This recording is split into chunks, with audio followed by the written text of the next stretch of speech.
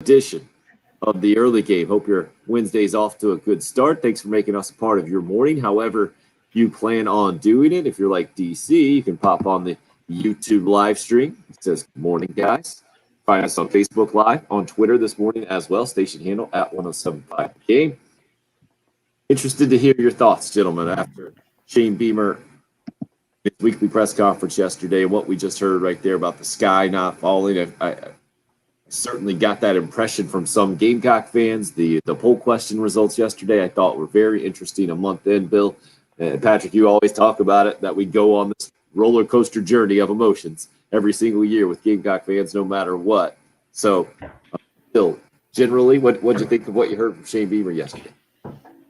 Yeah, I mean, I don't know what you expect him to come out and say. I don't think he's going to come out and be like, oh yeah, that's it.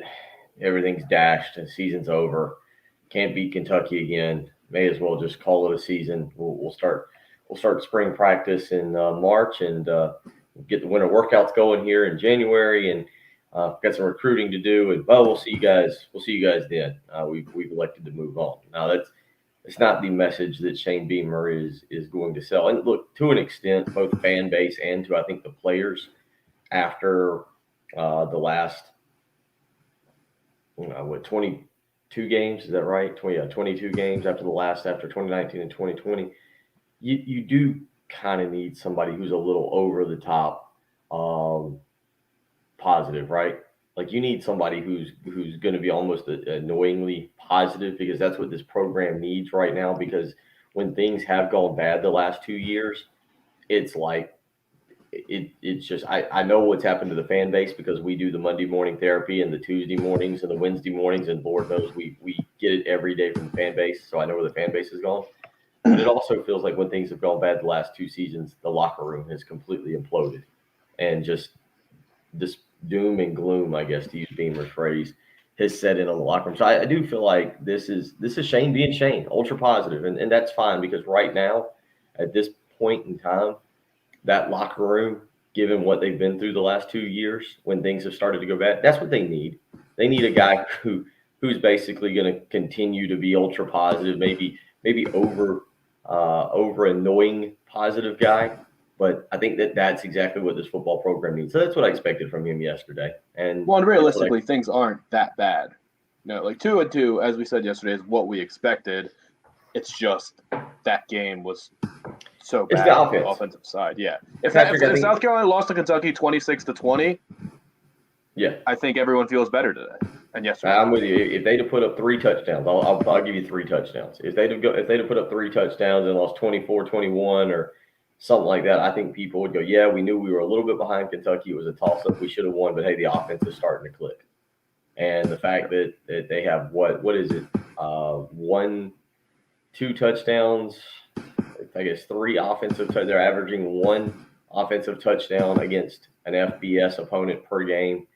That's where I think people's doom and gloom is more from that than it is the record. It's just simply, hey, we can't win a whole lot more games if our offense doesn't improve. And there's truth to that. There is truth to that. So I'm with you, Patrick. 2-2 is where I think the majority of realistic fans had them after these 4 games.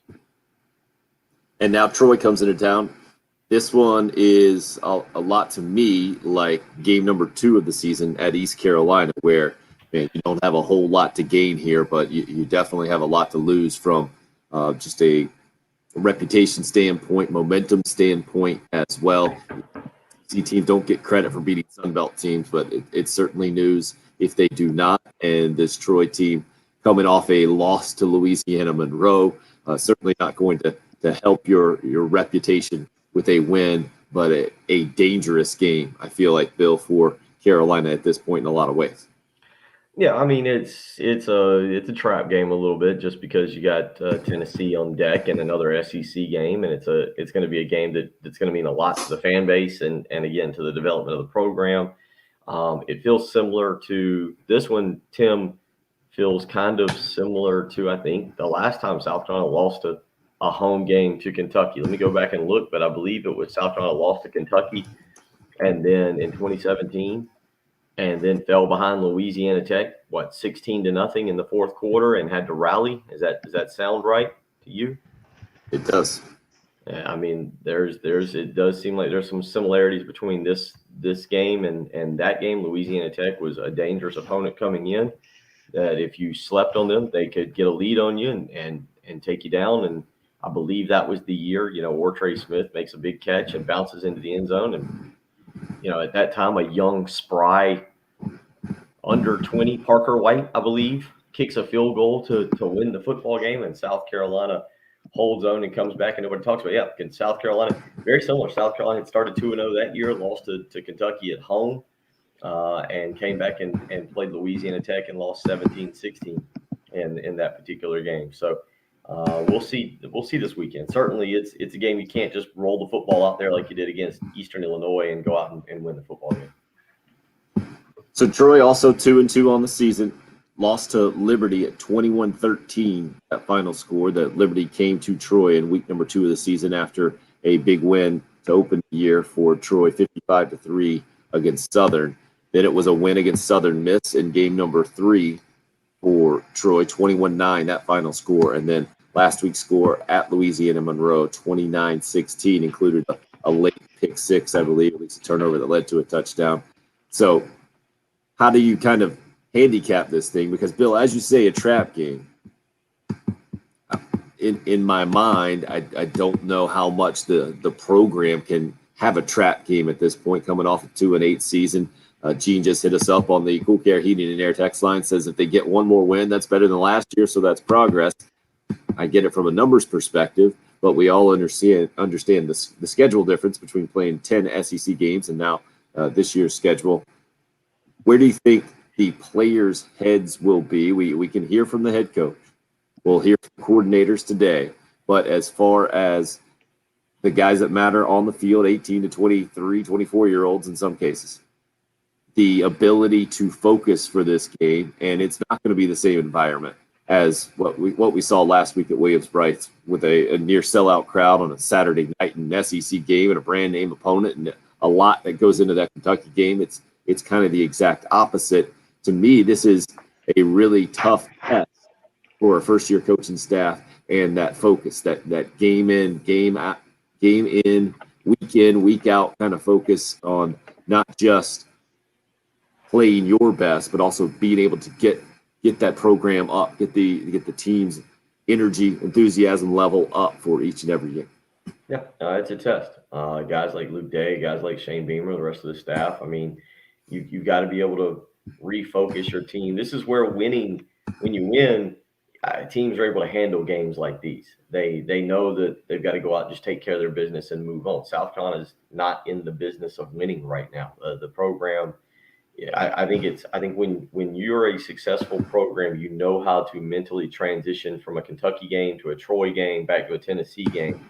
We would see that in the Steve Spurrier era when South Carolina was winning. And I think you see it with other pretty big programs right now is the ability to mentally transition. South Carolina's having to learn to win.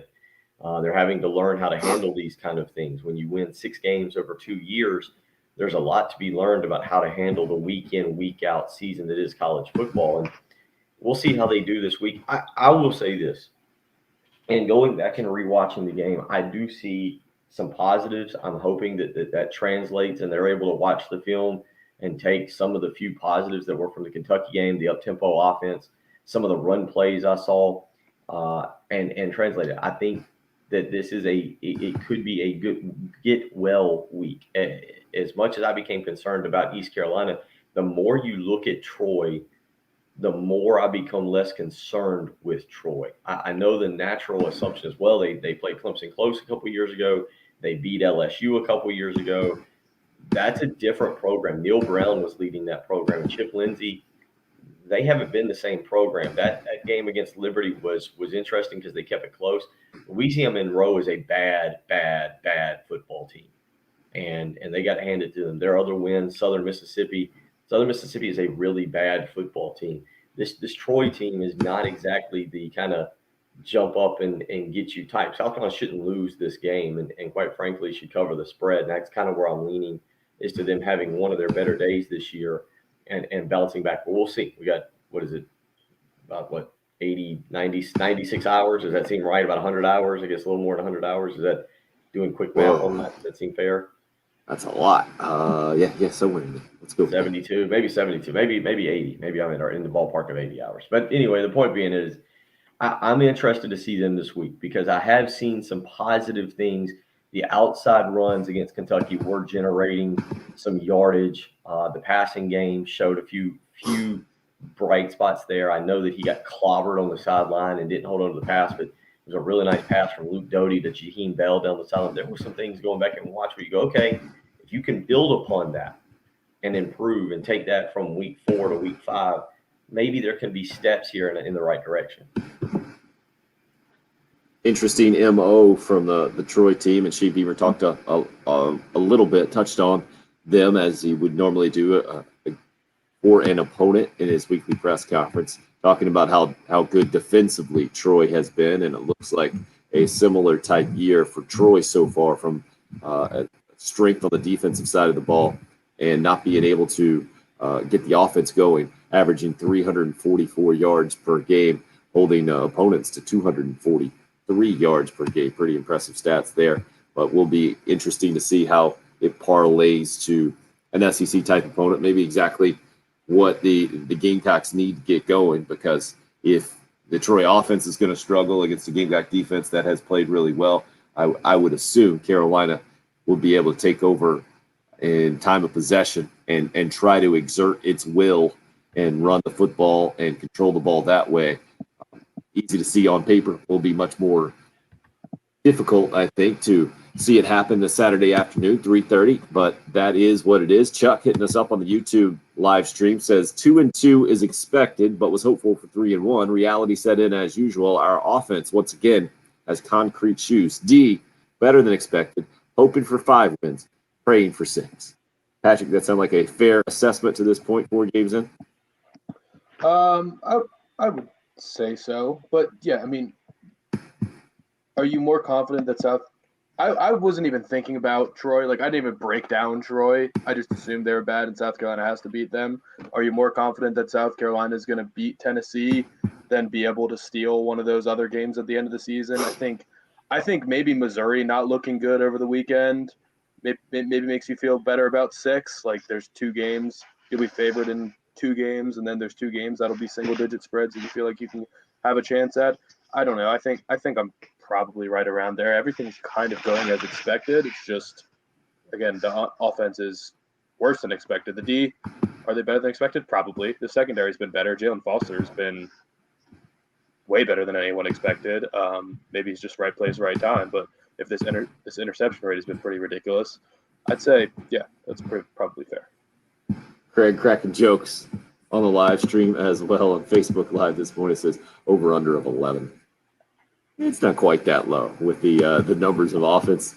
The offenses have put up going into this thing. I do have it in front of me at a 7-point line. The Gamecocks still favored by 7. The over-under at 43.5 for those of you who may be interested in that early on a Wednesday morning. Glad you're with us. Again, Braves a winner last night in Big League Baseball, helping to extend their lead in the NL East 2-1 over the Philadelphia Phillies. A couple of games left, I think, in that series, and important games down the stretch. I think it's just a handful of games left in the regular season. Bill, you going to pay attention at all to Major League Baseball here down the stretch in the postseason?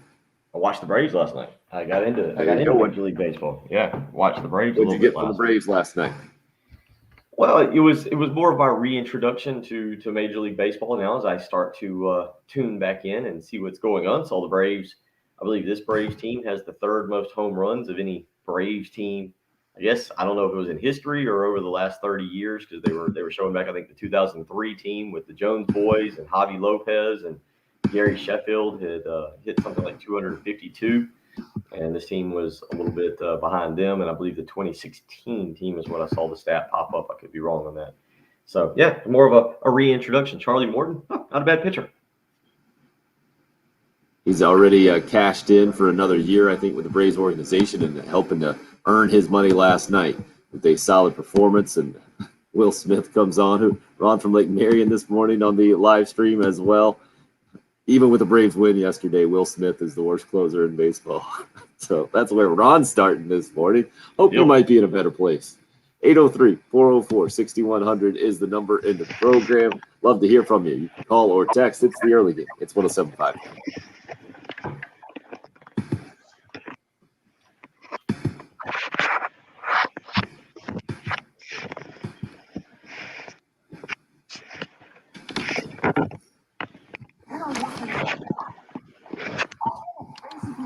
All right, we're going to move back to the couch. That little experiment isn't going to make it.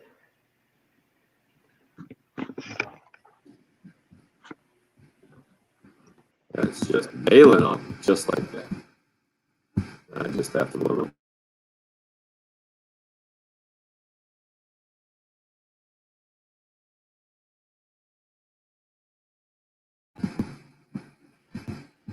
This is the biggest grind of football. We're in good shape here. If what? This is the biggest grind kind of day. Wednesday, every week, after disappointing loss to Kentucky. Yep.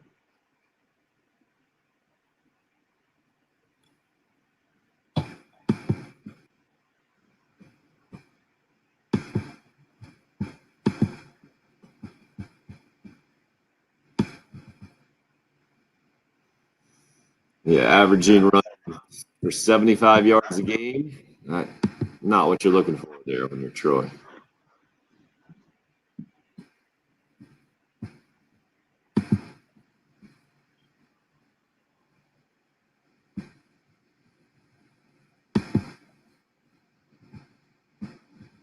Got the old two last name quarterback and Taylor Powell.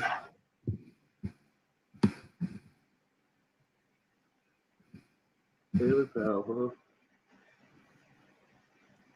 What year is that kid? I mean, there are real years these days, I feel like, but he is a fourth-year player. Let's go with that. But started his career, actually a fifth-year player.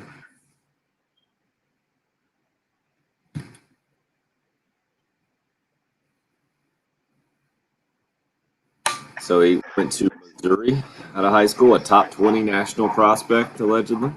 Wow. Is he from? Where's he from? Fayetteville, Arkansas, of course. Wow.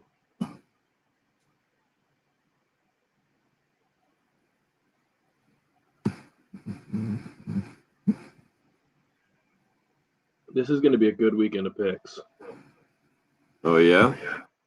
Yeah, just a lot of good games. I'm glad SEC plays really here for most teams.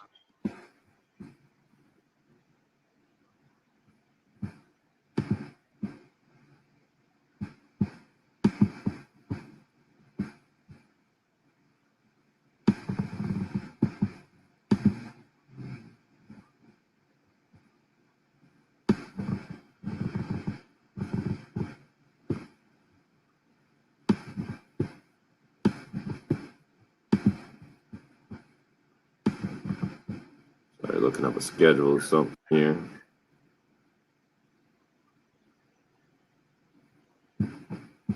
Trying to dig out a splinter. Nice.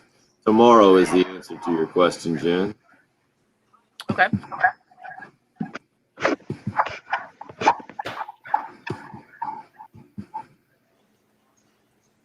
It's always a little scary with Atlanta these days. That's Ron's point, I think. Yeah. All right. All right, my because I moved the box, I might go in and out for a second. So give me a hand gesture for. That is never a problem, sir. Yeah, I know.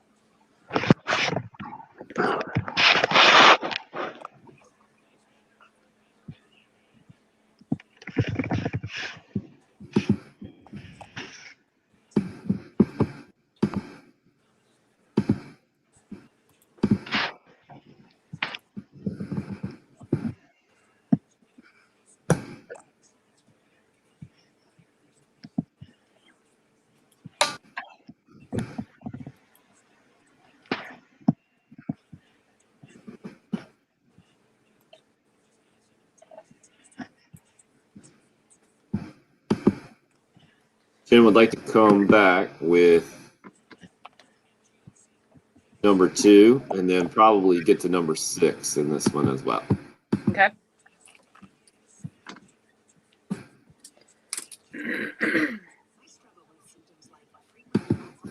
Same to you, RL.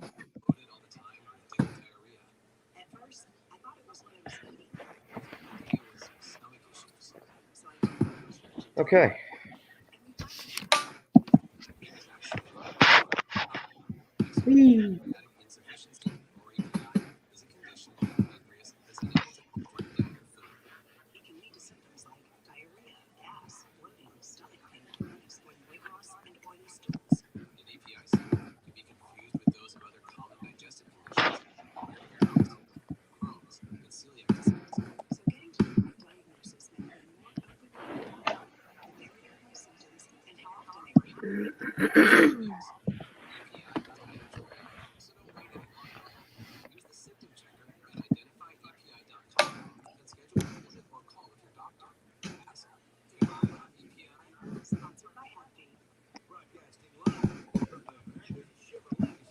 Okay.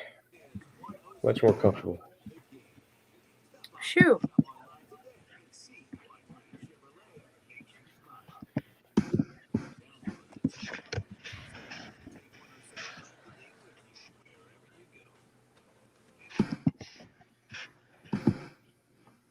Here we go, Patrick.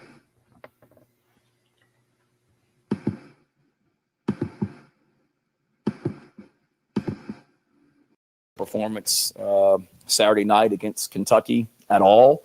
Hit all 3 phases. And coaching certainly has to be better. But the real travesty in this whole situation would be if we didn't get better as a football team. We are 2-2. It is still September. The sky is not falling.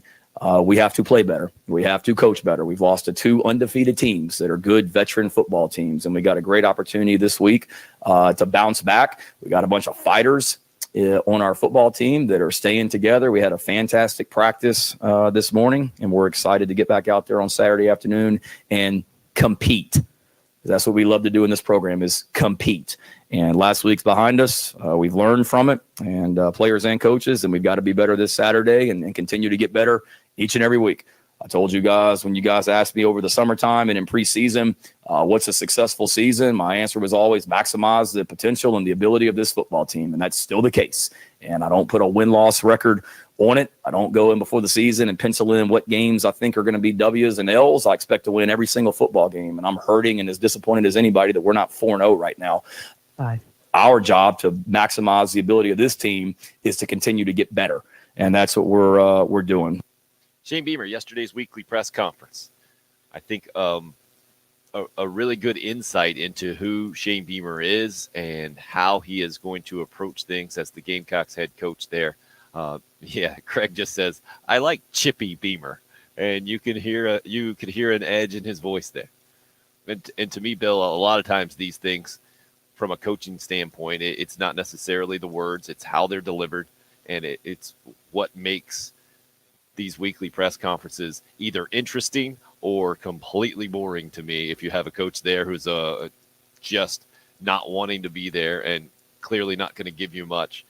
Shane Beamer is not at that point in his career at all. I don't know if he'll ever be that guy. He doesn't strike me as that guy. He strikes me as someone who takes the opportunity to to rise to the occasion and to use a weekly press conference for what a college football coach should use it for, to get his message out and to rally his fan base. And I feel like that's what he was trying to do. And it's also kind of where this program is after a disappointing loss. It's a tough balancing act, I think, for a lot of coaches. I just did it pretty well in what we just heard. The fact that, hey man, the season's not over and not all is lost, but yeah, we're still ticked off and we're not happy, and it needs to get a lot better. I always really liked what Spurrier did. Probably at the time, I didn't really care for it, but to me, as a head football coach of a team that's trying to rebuild or build itself back up, Tim, you remember Steve Spurrier came in and people would ask about winning the East, and he's like, we're just trying to win more than we lose and go to a bowl right now. And I think to a certain extent, setting those expectations for your players, especially right now. I know it sounds kind of counterintuitive to say, oh, no, we just want to win more than we lose and go to a bowl, because people say, well, you should always be striving for championships. But if you're not good enough to win a championship and you set that goal and then you lose 2 games like this and players go, well, now we can't win the East. What's the point of being here? I'm going back and forth. I think this is Shane's way of kind of doing that, is saying, hey, look, yeah, we expected to win those 2 games. We wanted to win those 2 games, but we didn't, and there's still a lot for us to play for. And that's what you've got to do if he wants to achieve what is his ultimate goal for 2021, which is this team playing better at the end of the season than they were at the beginning. That goal of, hey, we got to get this program back to at least going to a bowl game has got to be number 1 on the board. And if that's the case, then yeah, I'm with him. And everything is still right there in front of them. As Patrick's pointed out, I don't know how many other people had them getting past Kentucky and being 3-1 at this point. I'm sure there were some, but the bottom line is that they're right about where everybody expected them. They just need to get the offense clicking. And if they can do that, they've got a chance. They've got a chance to have a decent year, to do something that we haven't seen them do in a few years. Let's go to a bowl game. Clemson Sean on the Cool Care Heating and Air text line. Beamer sounds like every college football fan in the state right now. Annoyed. I think that's a pretty fair way to put it. And it's just an odd place, I think, for Gamecock fans to be right alongside Clemson fans, especially in the month of September, being annoyed with their program, or at least the results to this point. Patrick, I'm guessing you are maybe a little less impressed with the messaging that you heard yesterday, or feel like that's just kind of what a coach should do? That's what your body language is showing me right now. No, the way we react to everybody reacts to press conferences is always funny to me, because I never even particularly had a problem with how Muschamp handled press conferences. It's just about the results that go along with them. I mean, if South Carolina, there's not going to be a problem with Shane Beamer's press conferences all year long. Nobody's going to be upset because, again, this year is a freebie. He gets a free roll in this year. And next year, if South Carolina comes in with a better team, with a more experienced quarterback, maybe some transfers on the offensive line, and has some legitimate expectations, and you come out 2-2 or have a bad loss to a team you think you should have beaten at home, or the offense doesn't get better at all this year and then starts off stagnant next year too, then maybe this tone is going to bother people and say, why are you so positive? Why don't you make a change? Or maybe it is doom and gloom now.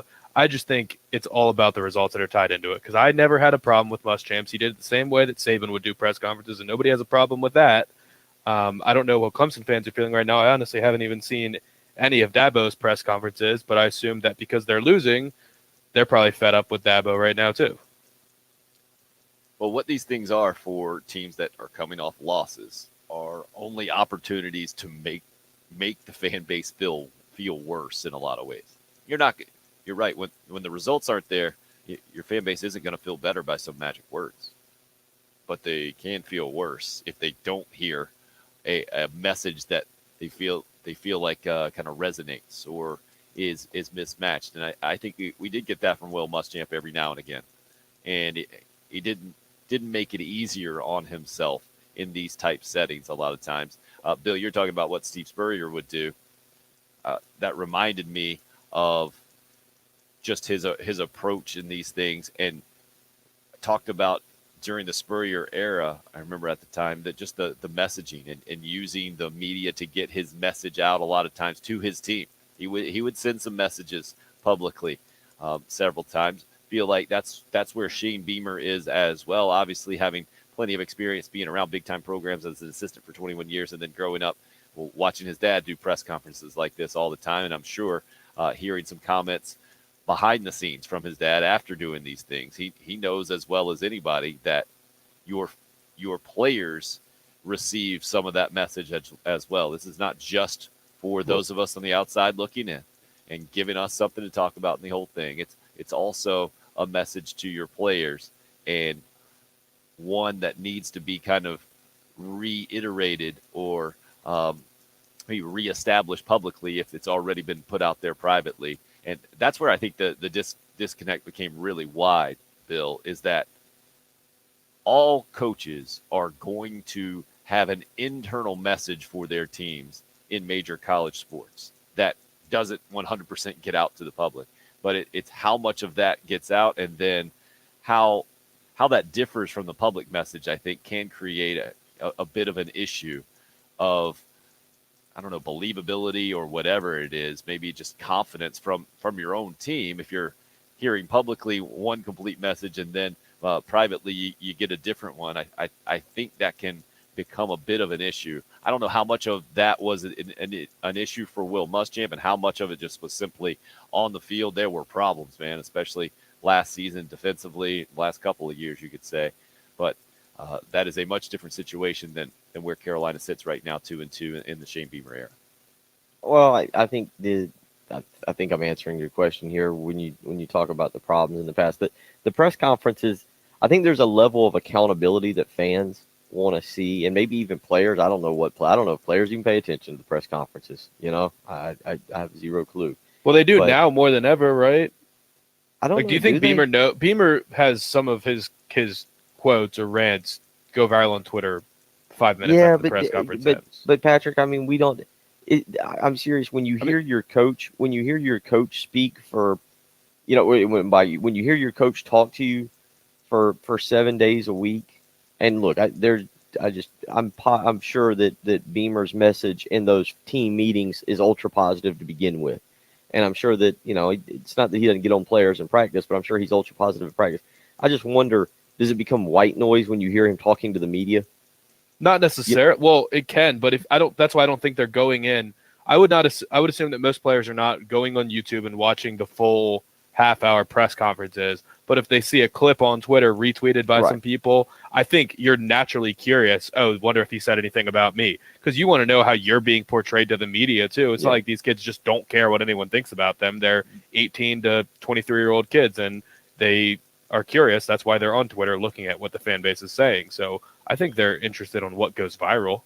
But I do hear him taking accountability for, hey, we got to coach better. We got to get this fixed. We got to. Whereas the previous coach would say, oh, I don't know. The game plan was there. Everything that we showed, the other team, the other team did it, and the game plan we didn't get the run fits right. We didn't, it was kind of our game plan, and we've talked about this. The previous coach would come to a press conference and say, hey, we were right. Our game plan was the one that we had lined up. We had shots lined up to take, didn't take them. We had the defensive strategy. And that's all I'm saying is I think when you get to this press conference, there's a level of accountability right now that people are still okay with Shane Beamer saying, we got to get this thing fixed. And today, Tim, today's another step there with, again, for 5 years, we haven't heard from the coordinators. Marcus Satterfield will be interesting to hear from today. He's going to have to answer. He's going to have to answer for what he's seen. And, the question is now no longer about who is your starting quarterback or the health of Luke Doty. The question is now hey, what are you, Marcus Satterfield, the offensive coordinator, going to do to get this thing fixed? All right. Well, I think we're in a bad spot on the Cool Care heating and air text line. Somebody just hit us up, and I'm a little confused here. Hopefully we can get around Troy. Does that mean hopefully get through Troy and get a win? I'm not sure there. Another texter continues to text in the exact same sentence. And Don't read it. No, Let him keep doing it. No, I'm going to read it, Patrick. Why are they not giving Jason Brown a chance to play? He is an FCS All-American. Because he's an FCS All-American and they're playing in the FBS. He just hasn't proven that he deserves a chance to play, man. It really can be that. And was he an All-American? It can be that simple. Newberry Chris already fighting with Clemson Sean here this morning, who said Beamer sounds like every fan in the state of South Carolina annoyed. Newberry Chris, a Clemson fan, says, if it's a Clemson fan that's annoyed with our play, they're a more recent fan, parentheses bandwagon. The real ones have been through the bad times and are thankful for the recent success. The real ones won't jump ship. Go Tigers. What is that? Jason Brown was a honorable mention, by the way. Oh, was the honorable mention? The articles I just saw just said he was an All-American, but honorable mention. He's just, unfortunately, it's not clicking for him right now. By the way, and Luke Doty's not the problem. You guys would agree with this. Like Luke Doty, I know that they've shown some video. I saw some last night on Twitter, and it was bad. It is bad. I'm not going to try and defend Luke Doty, but on the 4th and 3 pass to Dakereon Joyner, Jalen Brooks breaking open on a corner route that was going to be wide open. Have you guys seen the video of that? I have not, but I believe you. I'm with you. I get it. I'm not of the opinion. I think Luke Doty was perfectly fine. Did he miss some throws? Yes. Is it his third start of his career? Yes. I'm okay with Luke Doty right now, and I kind of like the development that I'm seeing from him. I don't put the loss on him Saturday night. Another anonymous texter, Beamer sounds like a drama queen. He should take a page from Bill Belichick and leave that stuff to the fans.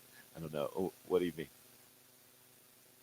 You got to be able to be yourself. That's clearly his personality, is to be positive and outspoken and the whole deal. Bill Belichick isn't like that.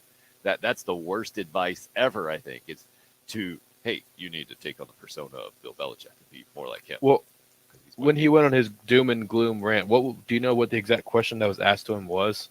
You talking about the doom and gloom back in the preseason, or whatever it was? What we just played in here about season's not over, all that stuff.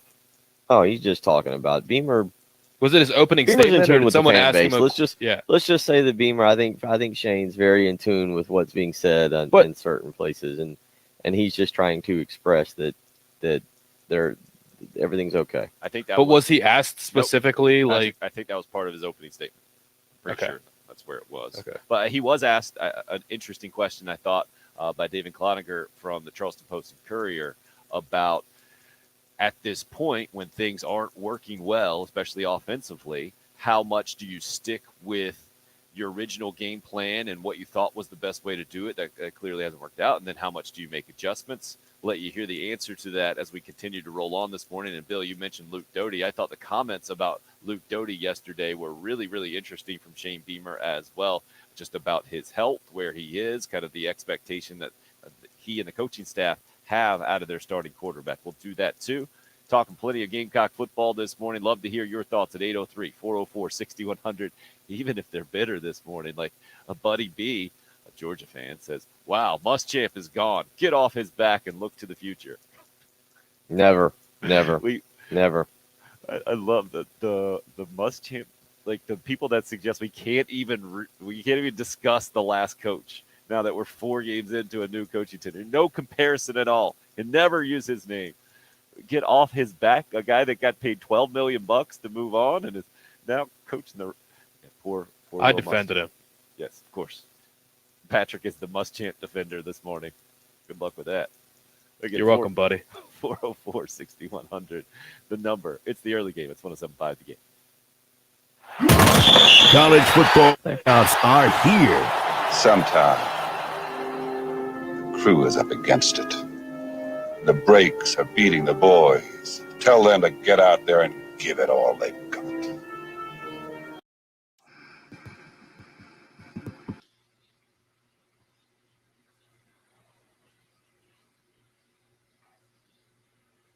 That time of year, Halloween, Thanksgiving, Christmas, you better have a reliable vehicle to get you over the river and through the woods to grandmother's house. You know, you trick-or-treating, Thanksgiving dinners, Christmas morning brunches. Oh, you got to have a reliable vehicle. And there's one place in town I can guarantee you can find that. Love Chevrolet, I-26 in Harbison between Lowe's and Frankie's Fun Park. Again, we know that COVID has caused a worldwide chip shortage, and some dealerships have gone about taking care of shortages by adding add-ons to the prices of their vehicles. Not the case at Love Chevrolet. They've kept the same low prices that they've always kept for over 60 years since they went in business. So when you go visit Love Chevrolet, you're guaranteed to get the lowest price available, along with the largest selection available of any dealership here in the Midlands. So go visit them. I-26 in Harbison between Lowe's and Frankie's Fun Park. You can check them out on the web, lovechevy.com. Again, the $1,000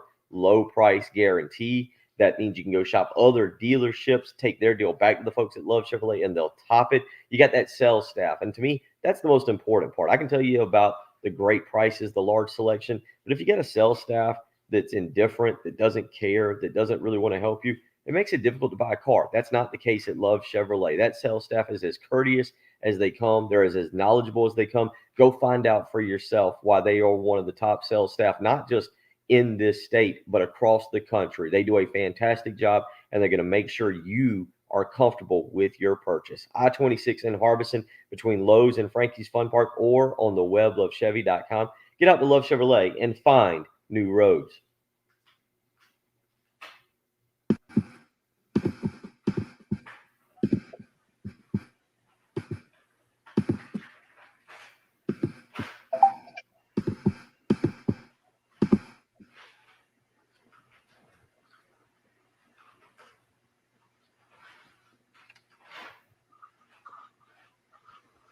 So we got some grizzled people on the text line. Love it. Or maybe I'm just reading them in a grizzled way. I like that.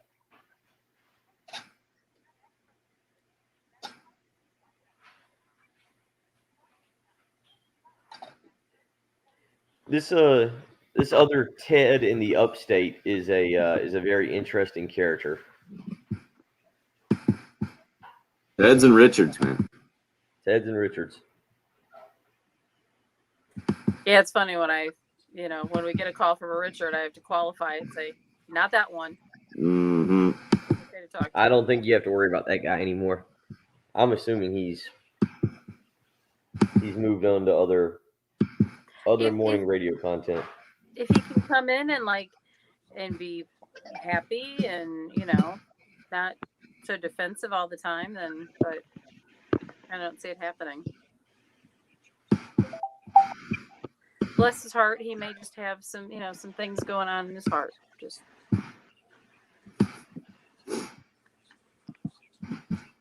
trying to be poly positive on a Wednesday.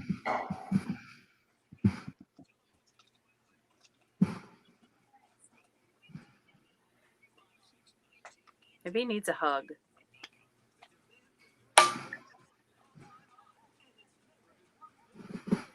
Everybody needs a hug on a Wednesday morning at the end of September, Jen. We're all confused. The weather's changing a little bit. There's information overload right now. If you go to Walmart, there's Halloween, there's Thanksgiving, there's Christmas stuff out. Arlington Racetrack is closing north of Chicago, and the Bears bought the property. We clearly do too much NASCAR because I had a dream last night that the Labor Day race at Darlington had been taken away from them and moved to Texas. And in my dream, my first thought was you. And I was like, Jen's going to be so disappointed. Yeah. Wow. It was quite the dream. Texas is a track that I would like to go visit sometime now. I love the racing there.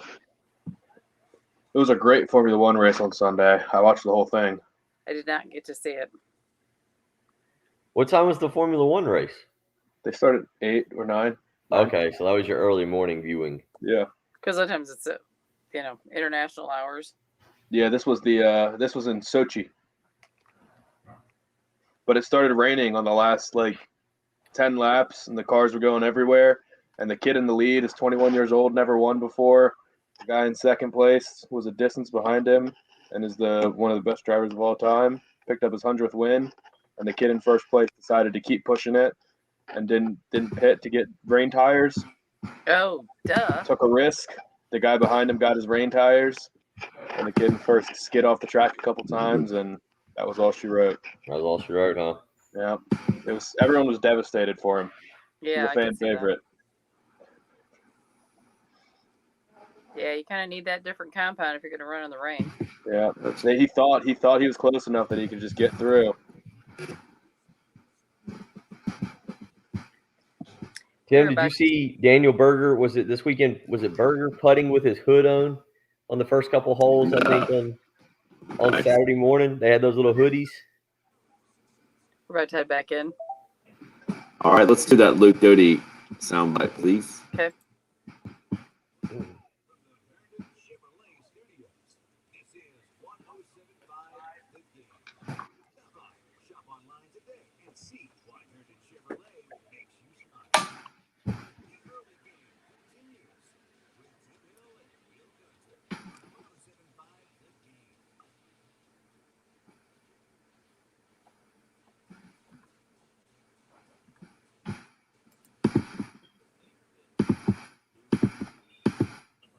%.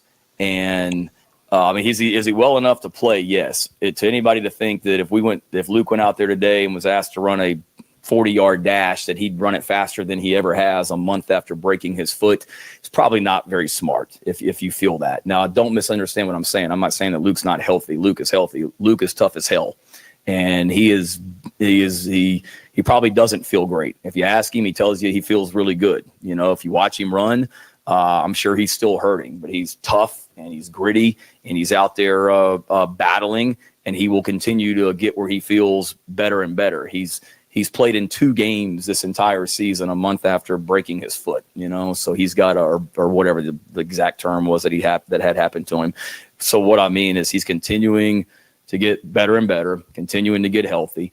Is he running as well as he did before he got hurt? Probably not. Is he that far off? No. And as he continues to feel better, we'll continue to open up stuff. We don't feel necessarily limited, but I don't think it's realistic to say that he 100% Luke Doty. He's dang close to it, and he's well enough to play. And I'm glad he's out there battling and as tough as he is. Shane Beamer on his quarterback, Luke Doty, after the 16-10 loss to Kentucky. Interesting comment in from Corey on the text line. Why don't we run more read option and rollout packages to create separation from the offensive line? Also, I'm on the Shane train all the way. Go Cox. Have a blessed day. That's from Corey on the text line. And I'm thinking that maybe you heard it in that evaluation of Luke Doty there, where it's another kind of tricky line, I feel like, Bill. Remember, I think Shane Beamer and Marcus Satterfield all told us that Luke Doty wouldn't go out there unless he was 100% healthy. And now you're hearing that he's not 100% healthy, but he's close and he's tough. But there's a reason. I mean, to me, I don't go off of words on this thing. I go off what I see. And it was clear to me watching the last couple of games that the Luke Doty that I saw out there on the field wasn't the same type of runner than the one I saw at the end of last season, kind of running around for his life, especially when he runs to the sideline and then stops is where I notice a not 100% look of a really good athlete. Bill, what did you take from what you heard there from Shane? Similar to what you just kind of said. I think I'm not trying to like call out Shane Beamer. That's not what I mean by what I'm about to say, but I feel like, didn't we hear that Luke Doty kept being close to 100% leading up to East Carolina? Right. And then leading up to Georgia now, and now we hear that like, oh, we're crazy if we think that Luke Doty's 100%. I don't think everyone knows what 100% was. I wish we were all on the same page about what 100% means. If we all have right. one overall, it means completely all the His way. hair was 100%. Yeah. It means your time should be the exact same thing in the 40 as it was before. Okay. Right? That's yes. 100% just by definition. One borderline definition. Yeah, that's great. We spent the first 4 weeks of the 2021 season defining barometers and 100%. You know, look, I think Luke Doty, even against Georgia, has he missed some passes? Yes, but I think Luke Doty is playing well. I really like what I'm seeing from him. And I view Luke Doty right now, though, as the long-term future of this program. And so the Luke Doty that we saw Saturday night, I think that's all part of the growth and maturation process for him in terms of developing into a guy that's going to lead this program here, whether it's next year or his what would be his actual junior year, I guess, or maybe senior. I don't know what he's exactly classified in. I don't think he played in 4 games. I don't think he broke the redshirt rule last year, but if not, it was really close. But, you know, the bottom line, guys, is that, yeah, he's probably not 100%. I do think the break, was it a break now? Is that exactly what we know That's it was? what I wondered. I didn't remember hearing the word broken or foot. whatever he had. Well, I wondered. He said break twice, and then he backed down. I was like, oh, I've slipped up. But 45. Look, Luke, I think I'm excited to see him. I'm excited to see Luke Doty continue to progress each and every week because, again, I think I've seen stuff that tells me he's got a chance to be a solid SEC quarterback. 30. Interesting stuff from Shane Beamer yesterday at the weekly press conference. We'll continue to let you hear more of it as we roll on this morning. A theory in from Gamecock Frank. Hey, guys, these anonymous texters, probably Clemson fans. 15. Everyone else appears to be against us and doesn't want to see us succeed. They're kicking us while we're down. It's time to pull together. Go Gamecock. That's from Gamecock Frank. Inspirational. Headed into hour number 2. This is Gamecock basketball head coach Frank Martin, and you're. See, when I heard that verbiage when he said a break, I don't ever remember hearing a break. I heard like a lot of Scott sprains and stuff, but I never. Maybe I missed something at one time. So I don't know if he slipped, wasn't supposed to say broken. I don't know. New. Whatever it was, it's in the past, and Doty's the starter now, and he's going to be the starter and the quarterback until the foot has to be amputated. And then at that point, it'll just be he's got a little bit of a cut. Yeah, we'll just put some putty on there, and he'll keep going. Right. I always love Spurrier's characterization of some of those injuries. Like one time, I think Connor Shaw had a little crack in his shoulder blade. Yeah, he's got a little crack. Yeah, he cracked his shoulder blade. I don't know. We'll see. Yeah, Spurrier would hear what he wanted to hear from the trainer.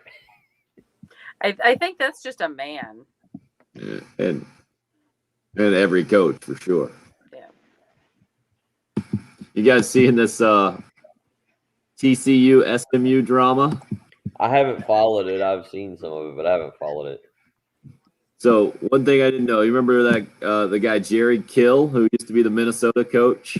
Yeah. I forget what he said exactly on his way out. I think he might have said something like they're never going to win here or something like that, or I'm glad to get out of this cold place anyway. I forget what it was. But I guess he was knocked over twice in this little post-game fracas where they were trying to plant the flag there at TCU that Gary Patterson says SMU orchestrated and it's clearly planned. And SMU saying, nope, no, it wasn't, man. We just won, and they were celebrating. And I guess Kill ended up getting a concussion, got knocked down a couple of times, 66 years old. He's okay now. A mess. That sounds fun.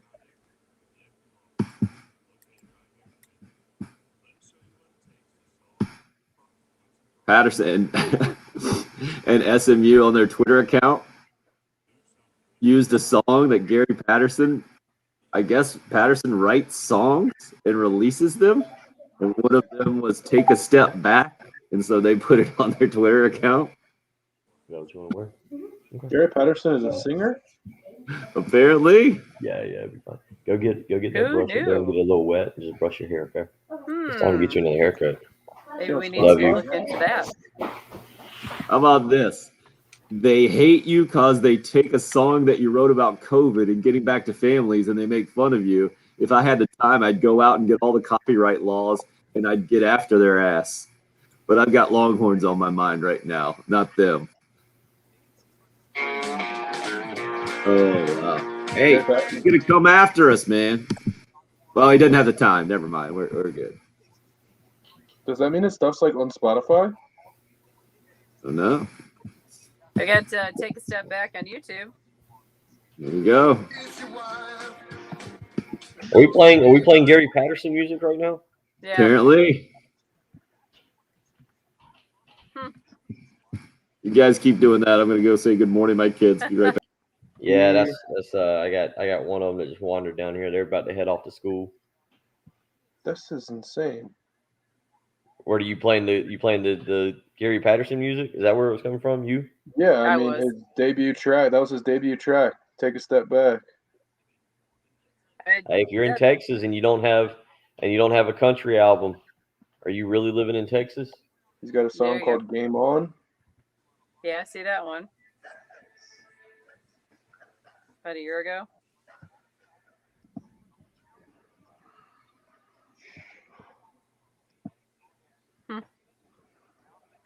Who knew? I think that's the number one requirement. Well, maybe number two. I think you got to have if you're a man, you got to have a big truck in Texas, and number two, you got to have a country music album that you created. This is like a TCU hype video, the Game On song. Yeah.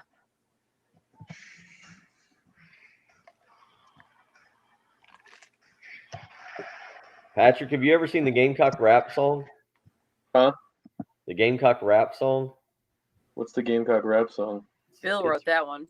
Rock out with your Gamecock out. Remember how Chad Kelly's song? I never heard his.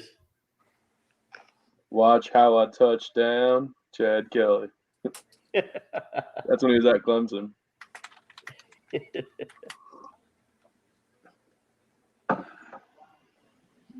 Chad Kelly.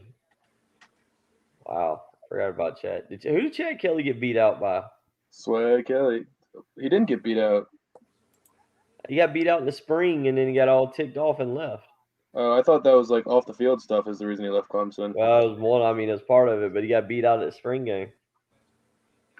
Wouldn't got that beat have out, been Deshaun? got beat out, and then got mad leaving, and supposedly hit that girl with a car, I guess, or something. Would that not have been Deshaun? Was it Deshaun? That would have been the time, right? Yeah, that sounds like some Chad Kelly discussion. How did old Machine Gun Kelly pop up? Well, we I were was talking about his music. song. We were talking about music, and I was asking if he'd heard the Gamecock rap song, and then he brought up the Chad Kelly rap song. And what's the Miami Gamecock rap song. Yeah, it's right. I just said. I think I can say it again on the live stream. Rock out with your Gamecock out. It's actually pretty. It's got Mike Holt in it. It's got George Rogers in it. Ryan Brewer's in it. Right. Wasn't done by a current player or anything, though. Right? No. It was some. So it's Yeah, actually. it's It's actually not bad. Like it's actually. I don't ask why. I don't know how it somehow popped up on a feed that I had on Saturday morning, and I hadn't listened to it. It's an old one. It's from like back during the Spurrier era. But it popped up, and I was like, I hadn't heard that in years. What you doing, little man? Jen, let's start with number 3 again, and we'll probably get to number 5 in a second. Start with 3. And probably get to 5 in the second. Wave. Say hey. Yep. Eating a Austin, brownie. what's up, dude? Hi, Austin. Eating a. What are you doing? Stretching. Oh yeah, we gotta get our morning stretches in before we go to school. Does I? His dad does. Yeah, Right, well, if you don't do morning stretches, you end up doing a radio show from the couch, Austin. That's right. I started at the table though. That was a good stretch. Yeah, I went to bed. I made it to bed last night. Touch your toes. Beat your dad. And 5, the game. Hey, I'm down to like 160. Thank you. We are 2-2. It is still September. The sky is not falling. We have to play better. We have to coach better. We've lost to 2 undefeated teams that are good veteran football teams, and we got a great opportunity this week to bounce back. That's Shane Beamer, yesterday's weekly press conference. I think it was pretty much unprovoked. Patrick asked an important question about how it came up at the press conference yesterday. I believe it was just Shane Beamer in his opening statement trying to give his perspective on things. And again, a bit of a tricky spot, right? When you come off a disappointing loss, to express that disappointment, to make sure that you don't minimize, you don't put any kind of thoughts out there that losing is okay, but also that the season isn't over. And you are 4 games in. You won a couple of those games. The expectation this year was not national championship or bust or SEC championship or bust or anywhere close to that. And I think, Bill, I guess maybe I might want to put this in the past tense more after seeing yesterday's poll question results, talking about the feel of the program moving forward after the loss. But I felt that most Gamecock fans had this season and the beginning of the Shane Beamer era in the proper perspective. I guess it was maybe that a lot of them were holding out hope as well that the start could be better than they had expected or than it looked like on paper, and a win against Kentucky would have really made them feel good about that, and the loss was just kind of that disappointing. Is that where we are as we sit here on the Wednesday morning before the Troy game and still just a few days removed from that 16-10 loss on Saturday night? Yeah, I think it was the opportunity to win a game that maybe, well, it was the opportunity to win a game that you considered a toss-up at the beginning of the year. And in just the incredibly frustrating way in which it happened. I'm with Patrick. If South Carolina loses that game 34-31 or 41-34, where they put up a bunch of points but they lose, don't you think a lot of people would have said, well, we knew going in the defense was an issue to begin with, and yeah, the first two opponents weren't that good, so maybe the defense was a little overrated to begin with. But hey, the offense looks good, and Shane Beamer and Clayton White, and they'll all get that fixed. It feels like when your offense is really bad, it's far worse than your defense just giving up loads of points. Like it's hard to explain, Tim, because we've seen it both ways, and it really in the last 10 years, right? You've seen a brutal defense that couldn't stop anybody, and yet you still had more hope than when your offense is stinky and you can't put up any points on anybody, but your defense is capable of winning you the football game. Oh, easy on the language over there, Phil. Stinky? It's 7:06 in the morning on a Wednesday? Come on now. Patrick, what do you take away from where the Gamecocks sit right now? Just a couple of days in front of Troy and a couple of days coming off of that Kentucky loss. Yeah, I mean, I just think it's putting the loss in context and just how it happened. I mean, you don't expect to have the 3-0 turnover ratio and then still only score 10 points and lose a football game. Things that weren't expected to happen or weren't supposed to happen, like 2 short fields from fumbles, and you can't capitalize on that at all. 3 of 12 on third downs, just brutal. Like, you expected to do a little bit better, and it felt like Kentucky gave you opportunities to win that game because they didn't play great either.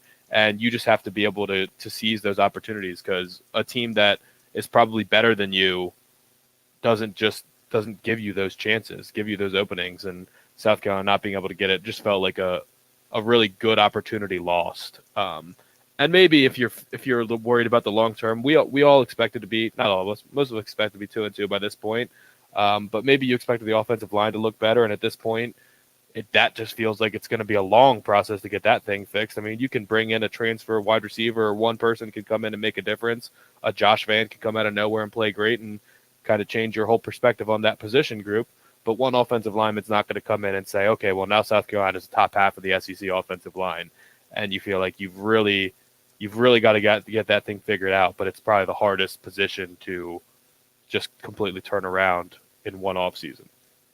But again, it's not that there have been some issues. It's what those issues have been on the offensive line, right, Bill? When we get the still shot of how many guys was it blocking yesterday, 7 on 4, and you had one guy just running free to the quarterback when we have a 7 on 4 numbers advantage, and you've seen it a couple of times now where clearly there is a miscommunication of some sort where a lineman heads to the wrong spot and the defense gets free.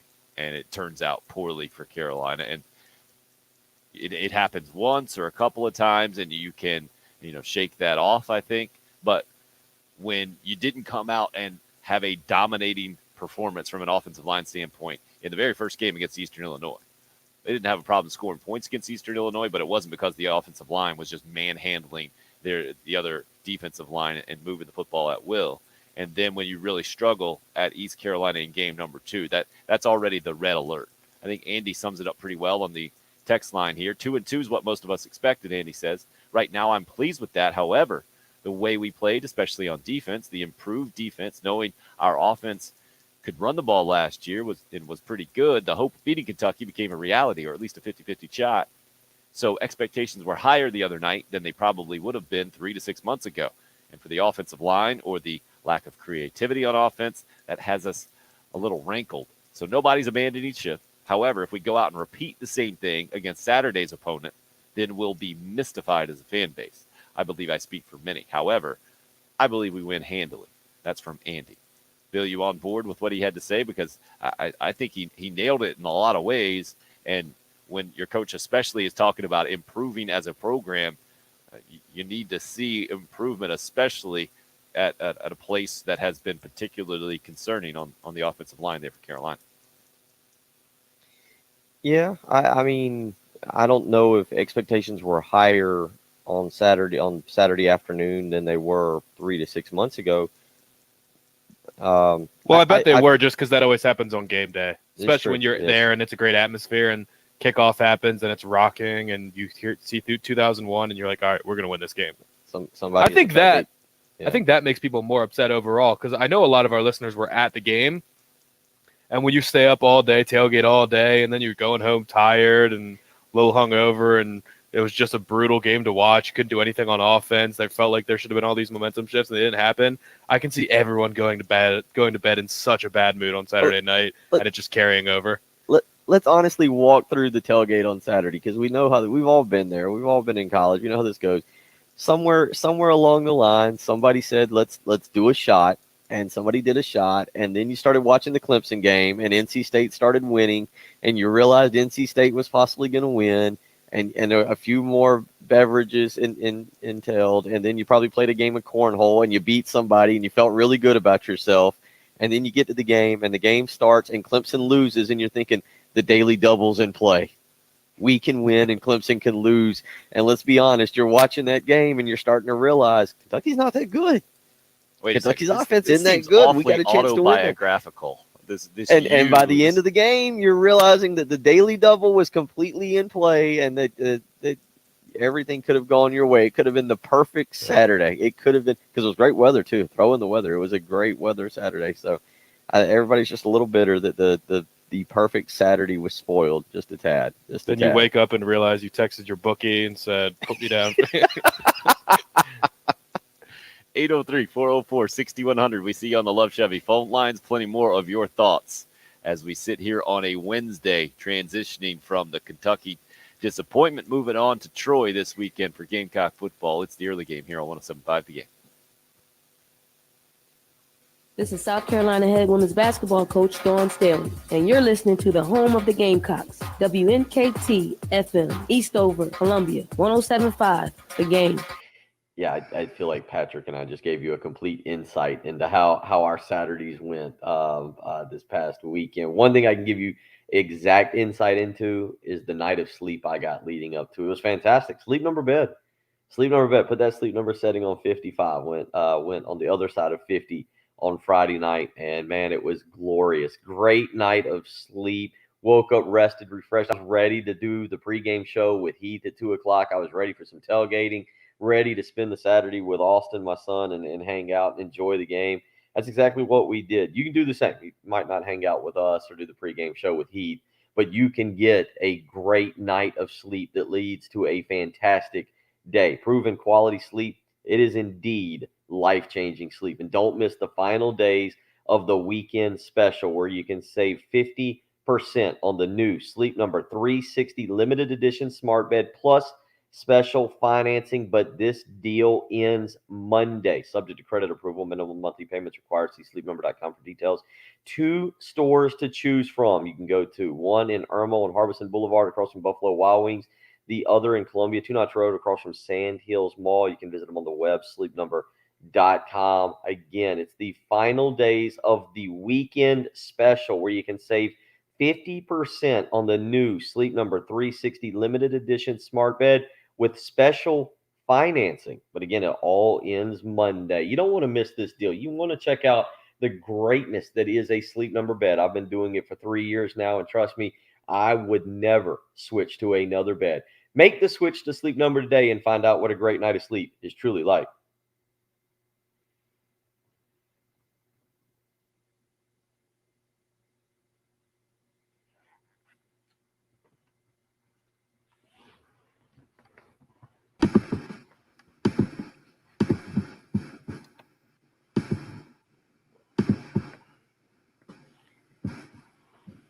I'm not gonna lie, Patrick. I backed out. I had Missouri -1 against Kentucky. When that went south on me, I didn't mess with the rest of the day. That was a bummer. I had Missouri in a teaser, 6.5. Bought them 6.5, and it was about to be. They were about to lose in regulation, and then hit that long field goal to tie it and send it to overtime, and I knew that was not going to be good for me. And that was the only one else. Is a five-legger. South Carolina was in there. South Carolina covered their end. And that game had to go. Kentucky covered their end? Yeah. Well, I played South Carolina plus 11.5. Oh, how'd you get that many points? It's a teaser, so you just buy it. It's like a parlay, but you get 6 points on whichever end. Oh wow. Yeah. So you had the teaser, huh? Yeah. And I was 4 out of 5 on there. LSU was in there, and Notre Dame was in there. I should have just bet Notre Dame 2-1 on the money line, like I was saying I was going to do, and then I didn't do it. That was a good call. I really thought the Badgers. You're right, man. Graham Mertz. Have you already called? Have you gone into your Graham Mertz as a bum speech yet? No, but he is. He is. Who's Penn State got this week? Doesn't Penn State have a good one this week? I think you're right. Because your boy Clifford's hanging around in there. Playing well. They play Indiana. Okay. Well, they got Iowa next week. Is that a night game or is it a 3:30 game? The Indiana game? It's a night game. 3:30 games. 3:30 games are so weird because I don't know my I don't know what time I'll be back home to enjoy like the evening. Like, is it going to be 9 o'clock where I'm catching all the second half of the games? Because you figure South Carolina gets done at 7. Traffic getting out of there on Saturday night was brutal. Not as weird as Florida Kentucky game time. You see that one? 6. Yeah. Oh, yeah, I'm okay. Obviously, I've done the 6 o'clock game thing where you still get most of the day games in. You're familiar with the early tailgate. You're good. We still have minute 45 of spots. Gotcha. And we have Ray on the line. Yes, sir. Says we're beating up on the O-line, but we need to beat up on the coordinator. Like to come back with 5 straight in, please. Okay. Bill, did you see the number for Maryland and Iowa? No, let me guess. I would guess it's at Maryland. I'd guess Iowa by like somewhere between 9 and 11. Yeah, I was thinking 9.5. 3. 3? Huh?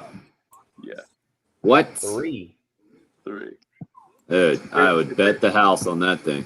It's free money. The only thing that stinks is that it's not bigger and you can't get more. Well, I guess you get more if you just play the money line, but 3 points.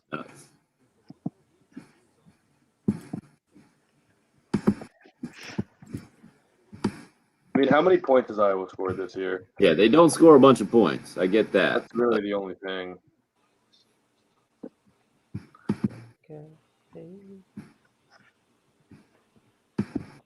I know I've said this a couple times. I don't think all the black coffee drinkers are back on the live stream yet, but I've gone back to the black coffee. We're on the Black Rifle coffee. The silencer smooth right now. It's actually pretty good. I need to get some more Phil Mickelson coffee and kind of compare and contrast. But there's definitely a massive one thing I've learned this year. There's a massive difference between like coffee that is supposed to be black coffee, like that Mickelson coffee, and like this Black Rifle versus flavored coffee, like hazelnut cream or French vanilla. I would think that the just plain black coffee tastes like licking a tire. Is that pretty close? It's actually, I mean, there's bitterness to it, but it's not bad. I mean, look, I'm not doing it for the. I'm doing it for the health, Jim. The health. Yeah, I agree, Troy. It's. I'm a fan. We bought the sampler platter or sampler pack or whatever. I don't know. Sampler. Sorry, I'm just picturing Bill doing a line of coffee.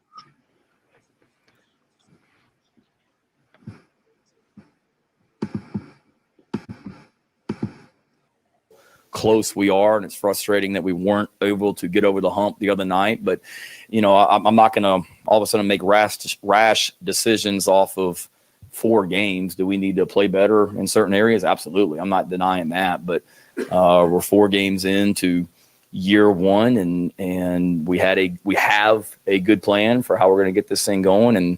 And you certainly week in, week out, you do what gives you the best chance to be successful. But we're still in September and have played 2 SEC games and 4 total games. Right. And here and just blowing up everything after 4 games. We got good coaches, we got good players, and we got to perform better.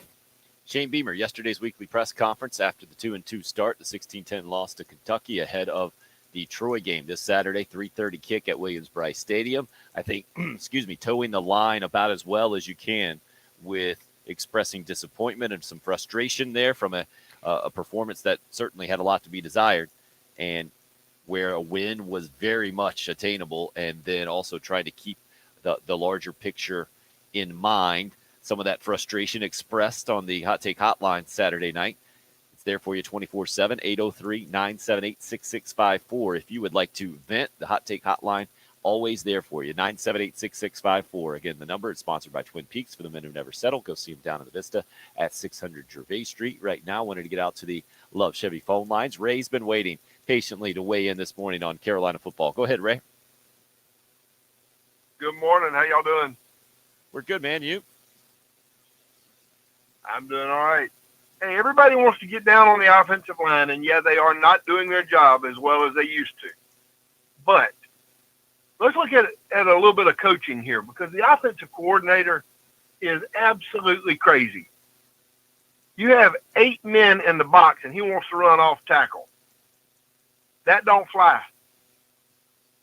You have got to throw the ball downfield somewhat when you have that many men stacking the box. You can't run and expect 5 guys to block 8 or 9. And the idea of throwing these dead blame bubble screens, he can take that plan and shove it somewhere. Ray, what would you like to see different besides throwing the ball more downfield when you see 8 guys in the box and getting rid of the bubble screens? Well, anything else specifically? Bill, you got a question? Well, hold on, Ray. It's not that I disagree with you. I totally agree. However, and I think this is interesting, and I don't know, Ray, if you've listened to our show a lot in years past.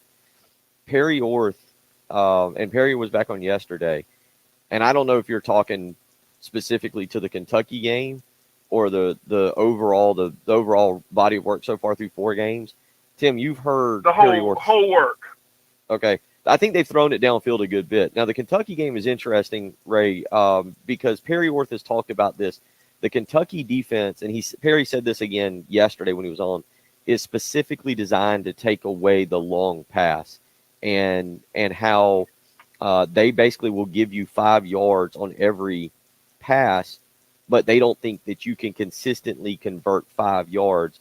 He even said it. Perry said it. It was the first time I noticed it. I think it was in 2017, maybe after Jake Bentley. South Carolina was awful in that game. That was the game that South Carolina scored on the opening play. Mm-hmm. And Perry was very quick on our program to point out, like, hey, that's not Kentucky's defense. And South Carolina, that game in 2017, wanted to keep pushing the ball downfield, and that plays right into Kentucky's hands. I don't disagree with you.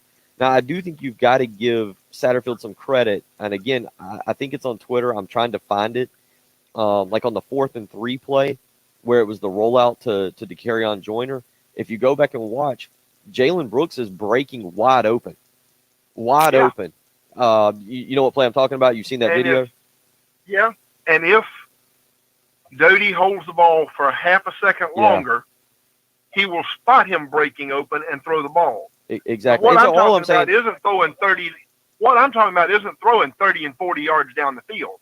I'm talking about not throwing the dead blame thing behind the line of scrimmage and expecting your receiver to take it 10 yards.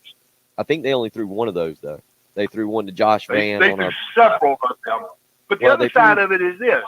When you have a defense that is getting upfield as quickly as Kentucky's is, you have to slow them down with screen plays. You have to do things that they don't expect. Misdirection and screens work well against Kentucky, but we don't use them. Yeah. Right. Appreciate the phone call. We call. can't use our tight ends because they're having to block. Right. Well, that's the conundrum about the tight end right now, right? How do you fix that problem, or is there a fix? How do you fix it? That's a good question. I'm not paid the millions of dollars that these coaches are paid. But I will tell you this. You don't throw the ball behind the line of scrimmage and expect your wide receiver to go 10 to 12 yards. And you don't throw to a receiver who has stone hands and has shown you that throughout his career when you need a 4th and 3. Well, that's a different. I appreciate the phone call. I again, I could be wrong. I've got nothing else on television, so I'm rewatching the game again. I really only remember one tunnel screen, and that went to Josh Van. And Tim, I don't remember if it was on air or off air yesterday that I brought it up, where they ran a tunnel screen to Josh Van and Eric Douglas, and I believe the other person who went out to block. Like, there was 4 people to block, and they blocked nobody. The old literally blocked nobody. There was 4 people out there there was 4 white jerseys they could have chose to block, and nobody got blocked, and Josh Van got swarmed under. But I do think that there has to be a continued evolution of Marcus Satterfield's play calling. I did see more runs to the perimeter in this game, and if you go back and watch, they executed those runs. They didn't go for long runs. They weren't 10, 12, 15-yard explosive plays, but it'll be interesting again to see Marcus Satterfield evolve this offense now as Luke Doty becomes more comfortable in it. The injury situation that we touched on earlier is interesting to what Satterfield's trying to do, but you guys, I don't know what you think about this. You went from Eastern Illinois to East Carolina, then you took the massive steps up in competition. You're going to take a step down this weekend. Can you build on the step up in competition and the speed and the talent that you saw the last 2 weeks now versus, again, a team that should be an inferior opponent? Well, I hear what you're saying there, Bill, but I think you have to qualify that a little bit. Like, East Carolina should have been an inferior opponent, and you only time you led in the game is when the clock went 0-0-0. No, I'm just wondering. All I'm asking is because you played 2 better opponents, you've now tested yourself more. Does that help you this weekend? Are you of the belief that it helps you more when you play 2 opponents that are the way with the way the last 2 have been? I hear what you're saying. The spread, though, is just 7 points, and I think it's legit right now. And again, how this team bounces back, also a part of this deal. It's not just what plays are called on offense and what kind of rhythm can they possibly get going on offense. It's from an emotional standpoint, because I think that's going to be maybe the toughest job. Those are kind of 1A and 1B, I think, the top tasks for the Carolina coaching staff. First of all, to get the offensive issues solved to some degree, or come up with a plan that you can execute to get in any kind of rhythm and have control of the game. Because we haven't seen Carolina do that. They had control of the Eastern Illinois game because they should. It's not even close from a competition standpoint. Certainly not at East Carolina. And then the last couple of games, no doubt, there was never an offensive rhythm. You can understand that against Georgia. The Kentucky one, very concerning because of what you brought up, Patrick, the turnovers and the short fields and all the opportunity. Well, now, against a Sun Belt team that is as dangerous as they come, coming off a loss to Louisiana Monroe, I think from an emotional standpoint, obviously they're going to be geared up. They're looking for the upset. A 3:30 kick coming off of a deflated crowd, and you got Ray's not alone. Some of you saying, who Matt just hit us up and says, kudos for keeping your cool guys with crazy callers. I don't think Ray's crazy at all. I think Ray's just ticked off, man. He just wants to see his team play better and expects them to play better, and I get that.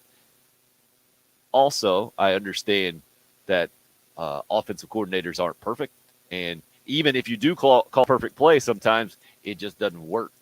And Tim, is our South Carolina fans spoiled? I know it was a long time ago. It really is becoming a long time ago. But are South Carolina fans spoiled by having one of the best, if not the best, play caller of all time to be on the sideline for several years? No. Spoiled is the wrong way to put it. South Carolina football fans are anything but spoiled, especially in this state where they're rivals. No. I just mean from having a guy over there that was almost you couldn't quit. Because here's the thing. It's so long ago. Look at Oklahoma. Yeah, Oklahoma. People are not happy. Oklahoma's undefeated. Spoiled. Yes. Yeah. They're unhappy right now with their offensive production. We know what's going on in the upstate. Like Alabama and Georgia are happy with their offense. Who else is really happy? Oregon, I don't think North Carolina fans. Yeah, but South Carolina fans aren't spoiled. I'm not spoiled. I never got to see Spurrier. You're just bitter.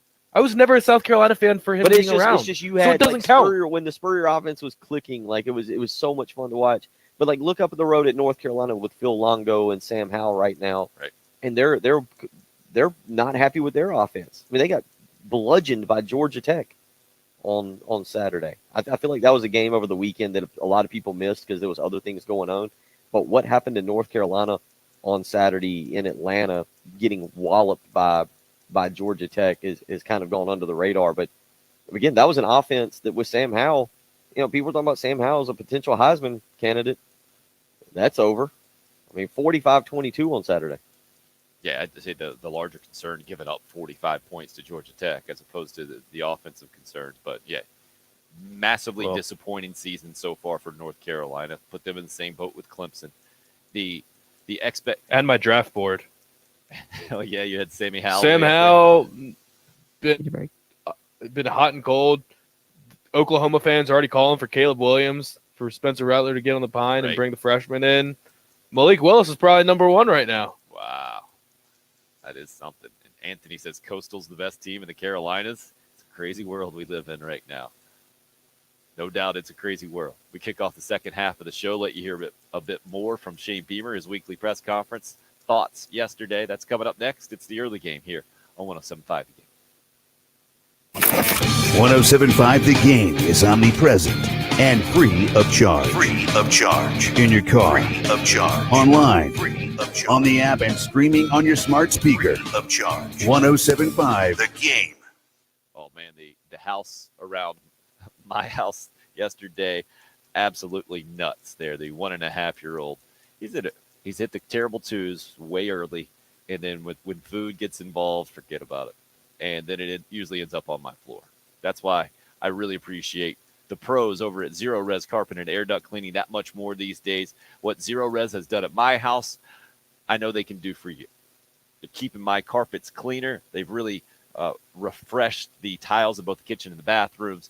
Done a great job. A couple of times they've been out to my house. I know they'll do that for you as well. They do it differently than anybody else. They have a patented ZR water system. No harsh chemicals involved in their cleaning process. That's especially important to me and my family with 3 boys rolling around on the carpets all the time. And no leftover soapy residue as well. So my carpets have stayed cleaner longer despite all the attempts to completely trash them in the process.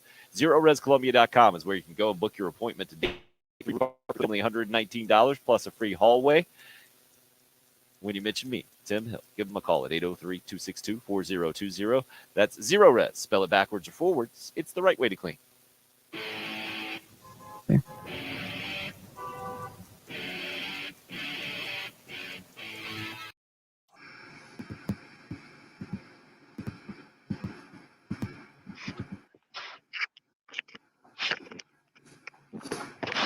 Can you do some whiteboard NFL draft board re-ranking real quick, Patrick? You gonna get on that? Not too much for this year or for last year? For this year. You were talking about your NFL draft board taking a hit. Yeah, you said re-rank. I thought you meant like the class from last year. No, I'm talking about like going into this year and then now changing numbers there in the top 5 to what you think they might end up being or something like that. Yeah, no quarterback has been super impressive out of nowhere, have they? None that I can think of off the top of my head. I mean, maybe Matt Corral, but I still don't think he's not out of nowhere for sure. Not out of nowhere, but I don't think he's approaching first round draft pick or top 10 draft pick yet. He's got to do it for longer. Maybe. I don't know. Maybe by the time they play Liberty, which is in a couple weeks, November 6th. Maybe by that time we'll be talking about Matt Corral versus Malik Willis, who's going to be the number 1 pick. Maybe. It's possible.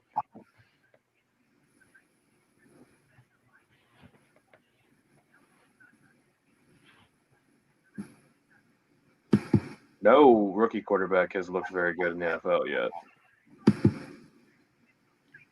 Yeah, poor Jen. Everybody hyping up Justin Fields. And, how about Clowney and Myles Garrett? Just 3 runs right at you almost the whole game. Was it 6.5 sacks between the two of them? Did Clowney have 2? I know Garrett had 4.5.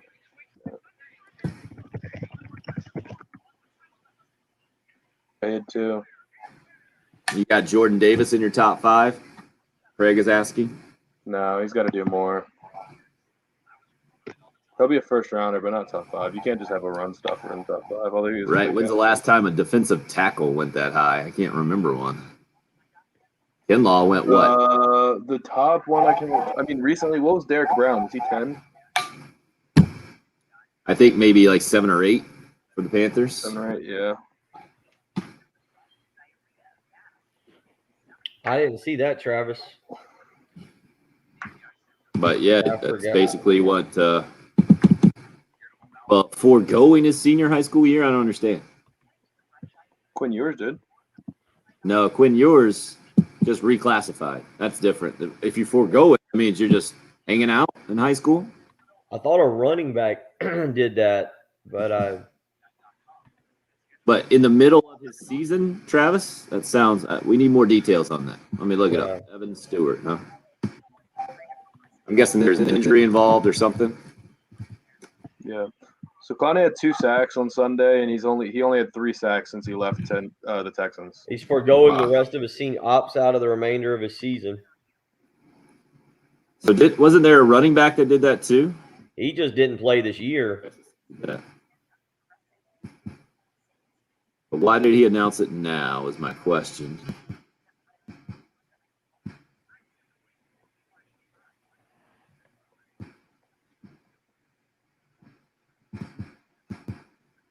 He had missed 2 of the first 3. He had missed 2 of the last 3 games, so maybe he's injured.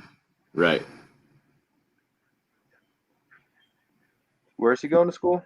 Physically prepare myself. He's the number 3 prospect. Alabama, Florida, Texas, and LSU.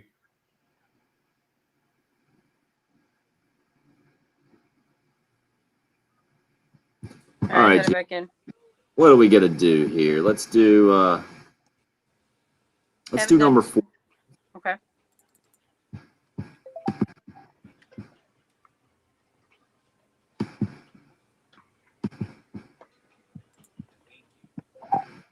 Fans that were out there to greet us on Saturday night. Thank you for the energy that you cheered with and supported us with for 60 minutes the other night. It was an awesome atmosphere. It's the way it should be every Saturday in Williams-Brice Stadium. I say that we got the greatest fans in the country, and we do.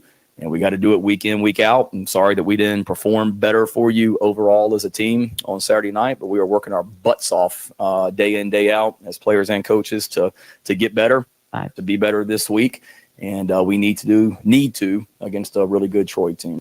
Shane Beamer, yesterday's weekly press conference ahead of the 3:30 kick at Williams-Brice Stadium this Saturday after a packed atmosphere, charged environment on a Saturday night against Kentucky.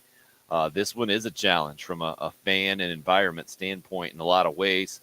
It's always going to be like that when you have a non-Power 5 opponent with no regional ties, especially, which Troy is. And I think Shane Beamer kind of acknowledging that and sending a bit of a subtle challenge for Gamecock fans there that stepped up in a massive way on Saturday night. Don't get me wrong. I was as impressed with the Gamecock fan base Saturday night as I've been in a long time. We've seen it through the last several years where even if the team hasn't stepped up in big-time games, certainly the fan base has, Bill, and the environments have been elite. That's what Williams-Brice was last Saturday night. That is what I think is a massive challenge for the fan base to come up with anywhere close to this Saturday. And that's also going to fall then on the coaching staff for getting their players up and making sure they're ready to go and not taking anything for granted or not coming to that thing anything less than 100%, which we always argue about, gets Patrick fired up real quick over there, the definition of 100%. 803-404-6100. Shouldn't be hard. Is the number into the program. Wanted to get out to the Love Chevy phone lines now. Our buddy Gamecock Larry all set to weigh in on Carolina football. I think this might be the first time we're hearing from Gamecock Larry since that Kentucky loss. Hey, Larry. Yeah, we're going to be okay. I mean, yeah, we lost, but we had a chance to win, but we didn't win, so we're going to have to go to the next game. But I remember up there in the upstate boy, last year and I guess the last 3 or 4 years, man, Tony Elliott couldn't do anything wrong. Boy, he was the cream of the crop, him and those Venables on the other side of the line. But now old Dabo got to defend Tony Elliott. What happened? He forgot how to coach in 1 year? I don't think so. But I got to take a shot at Clemson. Old Dabo, he looked mighty sad that it keep wiping a little tear out of the corner of his eye. He didn't think I said it, but I did. Yeah, them old Tigers. Downfall of the Tigers, rise of the Gamecocks. It's going to take us a year, but we're going to be okay. That's about, I wanted to say something else, and I forgot what it was. If I don't write it down, I can't remember. And I can't think and talk at the same time, but I'm in a world of hurt. That's okay. That's all I got to say. Go Gamecocks. Gamecock Larry, good to hear from you, sir. Taking shots at Clemson fans. Sounds about right. Let's keep it rolling. They're not happy with Tony Elliott. I mean, how about that? That is something, right? I mean, a guy that I forget which publication put it out for the Cowboys opening a couple of years ago, threw out Tony Elliott's name. We were all like, whoa, seriously? And now to see where this offense has just dropped. That was Heath's big take yesterday. And if you didn't hear it, you can go to our podcast page and check it out from yesterday's Game Time show. Heath Klein was talking about his version of Aladdin and the magic lamp. If you had 3 magic wishes, but the South Carolina version might be if you're maybe had too good a time at Myrtle Beach and you saw a Busch Light can and you kicked it and you only get 1 magic wish, it would be for the Gamecock offense to be better than the Clemson offense.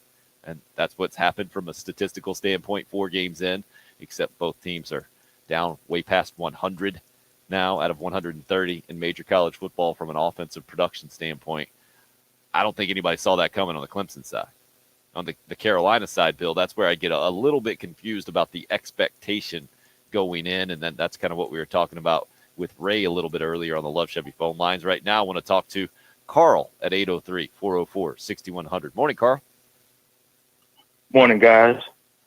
Quick question. How many targets did Josh Vann get Saturday night? Because that might have been one of the more disappointing parts of the game to me, is that he didn't get enough targets, and he's clearly developed as our go-to receiver the early part of the season. What do you guys think? 4. I seriously think it was 4 is what I saw in the box score. He had 2 catches. It's not that I disagree with you. It's that they ran 51 plays. You got to run more. I mean, it's kind of the same argument. Like I agree with you, but I also think like Marshawn Lloyd should have gotten more than 1 carry. There's a lot of things offensively that just when you run 51 plays, it quite frankly, it's unacceptable. And you go back and you watch, South Carolina's got a 3rd and 1 and a 4th and 1 in the first half. They don't convert. And if you convert that, that's at least at minimum 3 more plays that you get. And then obviously we know about the 3rd and 1 and 4th and 1 in the 4th quarter, down around whether it was the 4th and 3, there was the 4th and 1 at midfield. Like if you convert one of those, or if you convert all 3 of them, you probably get 10 more plays. I'm with you, but also 51 plays. It's hard to get everybody involved that you need to get involved. Yeah, and the other thing is it's just the communication with the offensive line in that first half, wherein the left tackle who's blocking the blind side, why are you crashing down and you got the edge guy, you leave him wide open? Why is a tackle blocking down on a known passing down? And then when Doty gets sacked, you guys are looking around at each other. I'm like, this is what's been going on for like 4 or 5 years, man. Everybody looking around like, it's like, Mr. Simons, we in week 4 now, man. Yeah, I think that's a scheme thing, Carl, because that's not the first time it's happened. And it's hard for me to believe that they haven't fixed that. That happened a lot against East Carolina, where exactly what you just said is that there's an edge guy standing over the tackle, and they still block down into the guard and the interior of the line. I don't think that, to me right there, has got to be something. Patrick, Tim, you guys agree with me by now? Like, I don't think mean, any scheme should call for the edge rusher being left unblocked. Well, I'm with you. So then who are our uneducated offensive line opinions on that? Who do you? I'm blaming Ja'Kai Moore. You can't look at that guy and think, yeah, I'll go this way. But see, I'm on the other end of it. I'm thinking that he's looking at him going, I really probably should block that guy, but the scheme or the play or whatever it is calls for me to block down. Like did you think it was the East Carolina game where I think it was Turntine or whomever? It might have been Moore, it might have been somebody else who literally you can see him pre-snap looking at the guy like, I'm pretty sure I should block that guy, but I'm being told to block down. Oh, we got the visual up on the video streaming portion of the show. You can get it Facebook, YouTube Live, on Twitter as well. A caller hit us up with that exact screenshot of exactly what Carl is talking about. And Bill, ultimately, it doesn't matter whose fault it was, right? And that's true. It's the head coach that bears the ultimate blame, the offensive coordinator right below him, and that's one of the reasons why I'm glad we do get to hear from Marcus Satterfield during the season, and I'm sure he'll be asked that specific, I would imagine, that specific play that Carl's talking about, exactly what happened there today, and we'll see if he has an explanation, but I would imagine he'll probably keep it in-house like he's done before, like just saying that there was a miscommunication some way. Go ahead, Patrick. By the way, I'm rewatching the game just to have something on kind of as we sit here and talk about it. Oh, that attempted block by Juju McDowell on the backside blitz in the third quarter is about as bad a whiff as you can get. Brutal. Like, I know we're yelling at the offensive line, but it's an equal opportunity, poor blocking thing. McDowell absolutely he only got more contact than Ja'Kai Moore did when he didn't even look at the edge rusher. Yeah, and I will also say this as I continue to watch. Nick Muse is not a good blocker. Like, not a good blocker. There's a particular play they just ran where Kevin Harris is trying to get to the edge, and Nick Muse is already basically 5 yards pushed back into the backfield. He's also teaming with Justin Turntine on that one. But I think there's more issues than just, hey, those 5 guys that are the offensive line. There's also the tight ends are not blocking well either. Right now, we need to hit a quick break. Plenty more from you. And again, we see you on the Love Chevy phone lines, 404-6100. It's the early game on 107.5 The Game. Dan Patrick. Weekdays, 9 until noon.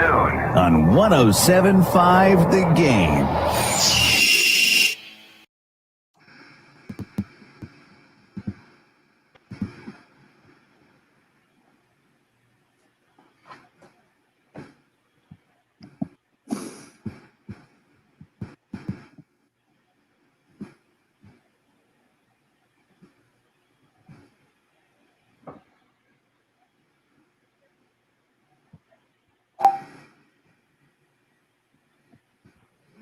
I mean, there's a 10-yard run from Kevin Harris.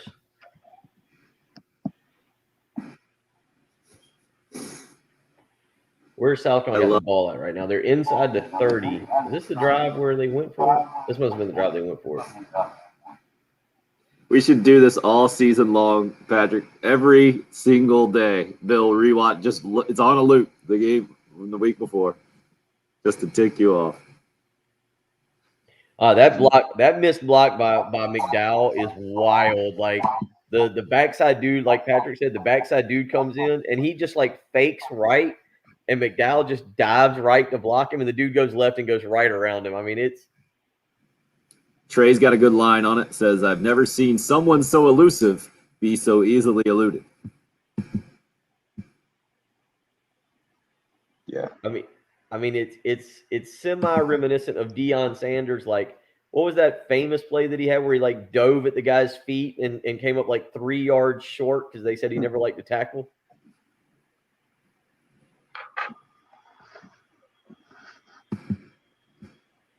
Always good when you got high school coaches weighing in. The Blythewood coach, Idell, who coached Jalen Brooks in high school. He says could be slide protection, which means the running back picks up the backside edge, but there are times when it looks like slide protection and the running back goes out on a route. So something is off. So that's a long way of saying I don't know.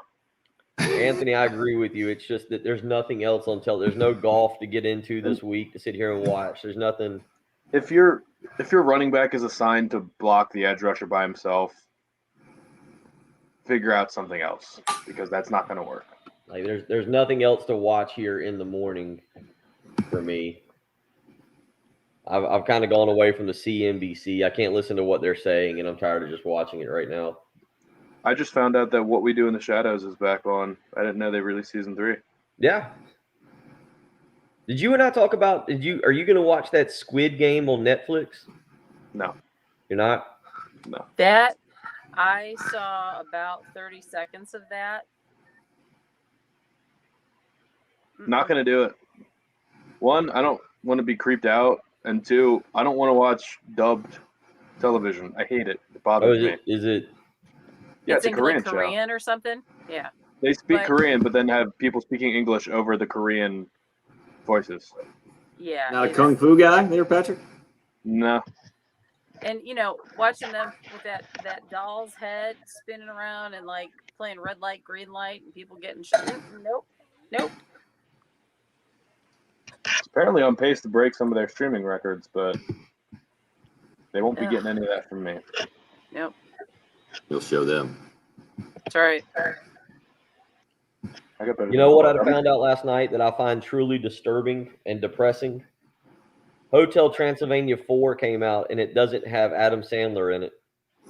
Wow. I mean, that was heartbreaking last night to learn that. The one where he turns into a human? Apparently, Adam Sandler's not in it. I thought he was in it. I mean, seriously, Somebody replaced him. They got almost the whole cast back except for Adam Sandler. And I thought Sandler was in it. I also didn't think it was being released till like next year. I watched the trailer and it sounded exactly like his normal. Oh, does it at least sound like him? I can get on board if it sounds like him. I wouldn't have noticed. We're heading back in. Damon, it was a big win for the Braves last week. Now I'm getting my baseball Jones is coming around. Adam's Family 2 comes out on Friday, Bill. I saw that. I'm not sure how I feel about that. Good way to introduce it to your kids. We watched Adam's Family 1. Yeah. They thought it was weird. Right. Then I think I made him watch the old school like TBS reruns.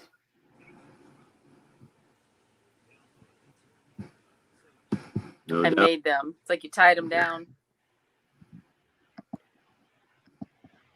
All right, number 5. They just like to make it fun, Mark.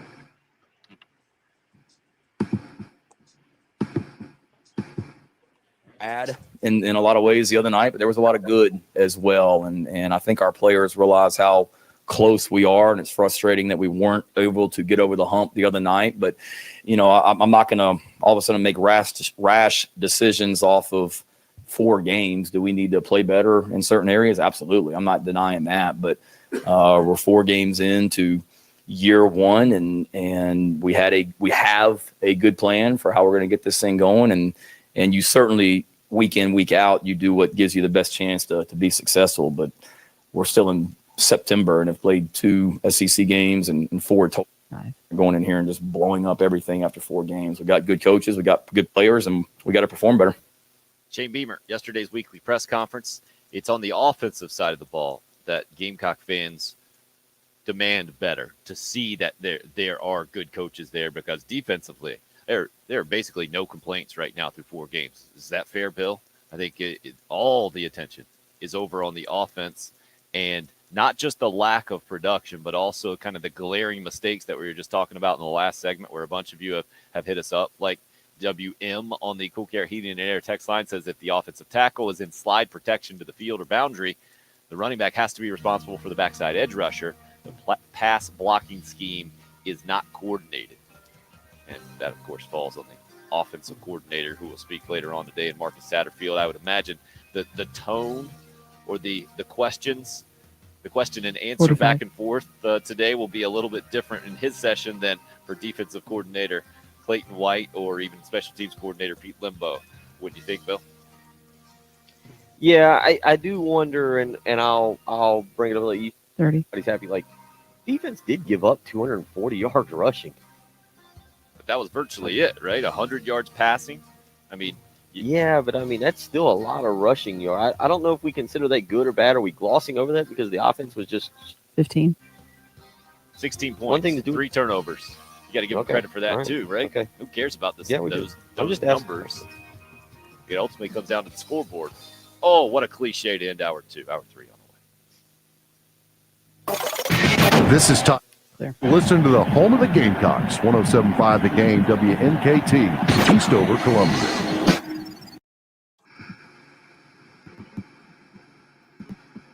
He had it.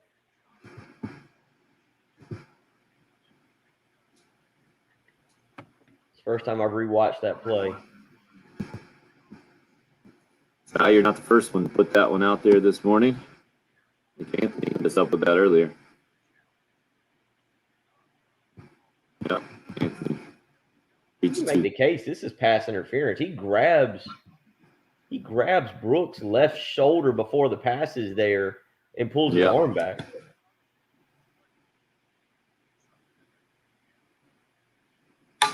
Still should have been called. My God, it should have been called.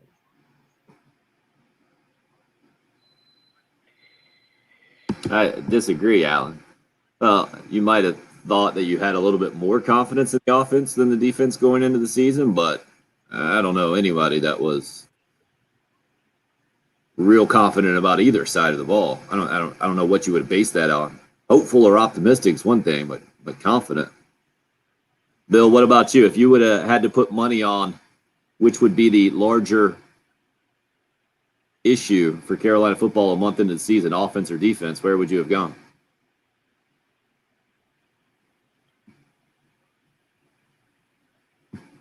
I like the defense better. I was one of the few that liked the defense better than most.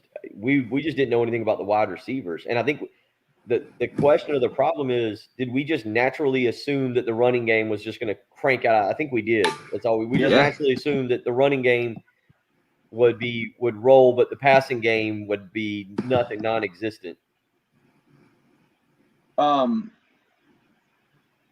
Agreed. We might have overvalued the offensive line last year too, because I was looking at some of the advanced stats in the, the ALY, the average line yards is a stat they use to separate like running back performance and offensive line performance. And South Carolina was second worst in the SEC in ALY last year. So for some reason, the running backs were still able to get it done without much help from the offensive line. And either that's not happening this year because the running backs aren't playing as well, or not making guys miss as consistently, or the offensive line just got even worse. And I'm looking this up, man. Where do you want? South Carolina's defense is number 29 in the country in total defense, 3 spots behind Clemson. Coastal's defense is 19. Clemson's defense is going to suffer too. Brian Brees is out for the year. Right. So I don't. And Skolinski, what is it? Is it Skolinski? Skalski? Skalski. Thank you, Skalski.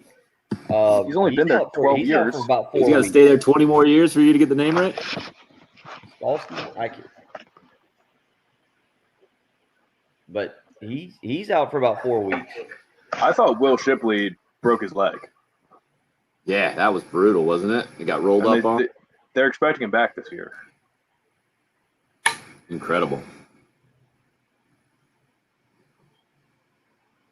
Yeah, agreed, Jason, on that one. Yeah, that's a good point, Craig. It's easy to forget about minimal or no game plays when you get 80-yard runs, 50-yard runs, when you get those big chunks that they just hadn't had this year. Agree, Jason. Oh, Troy, impressive that you're a Reds fan. That's strong. I'm guessing maybe you got the big red machine, though. That's how you got into it. The Cardinals are ridiculous. We got a Cardinals fan in the office that is reminding me of what St. Louis is doing right now. 17 straight. Crazy. Yeah, I can take him. I know exactly what you're talking about. And you should. Yeah, because I'll tell you what, in the last 10 games, the Cubs have won like 1, So I'm just very bitter, and I don't want to hear anything about Cardinals. So yeah. Hear you. Well, right. Juan Soto's having a career year, and no one cares. Who's that? Juan Soto. Yeah, I saw him. They were Right. doing before the Braves game last night. They were talking about MVPs, and it was Harper, Tatis, and Soto were the three guys that they were most talking about. But Soto doesn't have a prayer because Right. we're horrible.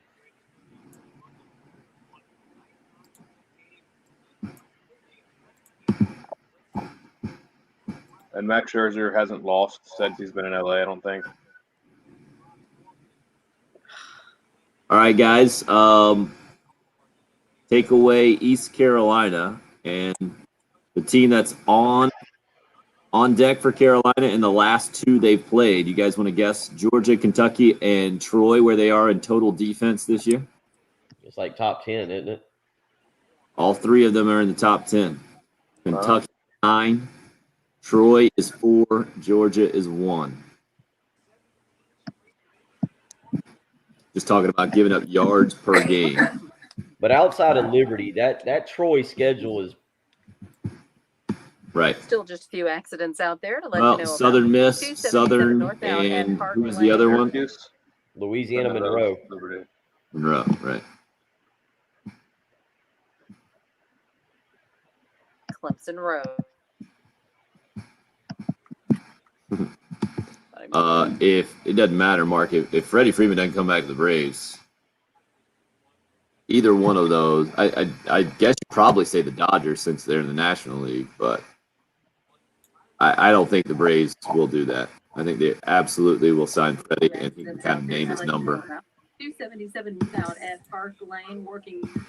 It sucks seeing Trey Turner do cool slides into home every night and Max Scherzer pitch lights out every week. I bet, man. At least you got a World Series title out of it. You did. Yeah, you got to. Yeah. Max will probably get the game one start in the World Series, too. That's going to suck. You know, and I just love how the Cubs just – everybody who played for the Cubs is doing beautifully elsewhere. Yep. Fantastic. Hey, at least you got a World Series title out of it. Only have to wait another 100-some years. Mm-hmm. I don't think Braves fans have a lot of sympathy for your World Series winners. Probably not. It's true. 94 is a long time ago. It was a long time ago. It does suck being an Atlanta sports fan if you're a fan of all the Atlanta teams. That's getting up there with the worst cities to be a fan of. With Washington? No, because we've won 2 championships in the last 4 years. I know. We were up it there. Was forever, right? Yeah. Charlotte, too, right? If you're going to be a Charlotte one. Yeah. Panthers are off to a decent start. Or in the intro. Added on to that Atlanta lost their hockey team. Right. Let's do number 3 again out of this open, please, Jen. Actually, this is strangers, right? Never mind. Atlanta, yes, I was going to exactly what I was just going to say. Atlanta United, though, representing for the whole. Congratulations, you guys. That's soccer. MLS. I don't even know what they call it. Is it the MLS Cup? No clue. You're up. A little inspiration this morning headed into the kickoff hour number 3 on a Wednesday, coming off a disappointing loss for the Gamecocks 16-10 to Kentucky, headed into a non-marquee game, let's put it that way, with Troy at 3:30 on Saturday. The Gamecocks open up as a 9-point favorite. It's down to 7. The Troy numbers on defense, really, really good. Why don't we start there after we get some harmonica here? Thank you, Perfect Strangers theme song. You're always there for us. The Troy defense has been really, really good. I guess how much stock you put into that based on their schedule is the conversation we need to have. First, let's let you hear some of Shane Beamer's thoughts on his opponent, especially on that defensive side of the ball from yesterday's weekly press conference. Really what jumps out at these guys is their defense. When you talk about wreaking havoc, defense wreaks havoc. 5th in the country in total defense. They're 2nd in the country right now in sacks. They're 4th in the country in tackles for loss. Georgia and Troy are two of the 4 teams in the entire country, along with Iowa State and Western Michigan, who have held 2 opponents to less than 190 yards since 2017. Clemson, Miami, Ohio State, and Troy are top 4 in the country in tackles for loss. So this is a disruptive group. They've held 8 of their last 10 opponents to 21 points or less, had 9 sacks against Southern Miss earlier this season. To quote Ferris Bueller, 9 times they sacked the Southern Miss quarterback. I mean, that's hard to do, but they're disruptive, and it is not coach speak when I tell you this is one of the hardest playing defenses I have ever seen. Not me trying to make them sound great. They play their rear ends off. Shane Beamer. Can I ask a question? I'll allow it. He says to quote Ferris Bueller, right? Mm-hmm. So is there somewhere in the Ferris Bueller movie where Ferris Bueller says they sacked the quarterback 9 times? No, it just was absences, but you know. It was also not Ferris Bueller. It was also not Ferris Bueller saying that. Yeah. The movie, though, was called Yeah, Ferris quoting the Bueller's movie. Day Yeah. Off. Yeah. You guys are pretty hard. They say, can I be nitpicky on that? Because I was confused by that. I know y'all made me watch that during our movie sessions. And you back really a year didn't and pay that much attention. We've come a to it. long way, haven't we, too, since we started from home? We've come a long way. But all right, Not just really. making All sure. you've done is switch movies to Carolina football games. And you keep watching the same game over and over here the last couple of days. One other just kind of question, because I find this interesting. Let's go through the stats for a second. He just mentioned 9 sacks against Southern Mississippi. Southern Mississippi is bad at football right now. They've been beaten by South Alabama 31-7. They beat Grambling 37-0. They lost to Troy 21-9, and Alabama walloped them 63-14. So, you know, there's that.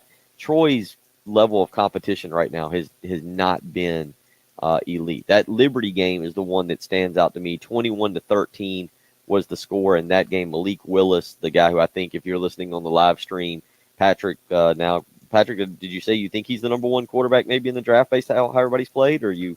Right now, number 1 on the draft board. Wow. All right, Malik Willis in that game. Yep, not his fault. Malik Willis in that game was 13 of 18 for 154 yards and 2 touchdowns. Liberty ran the ball 47 times for 185 yards. You know, that it was a 21-13 game. Troy, that's the most impressive game Troy has played to date.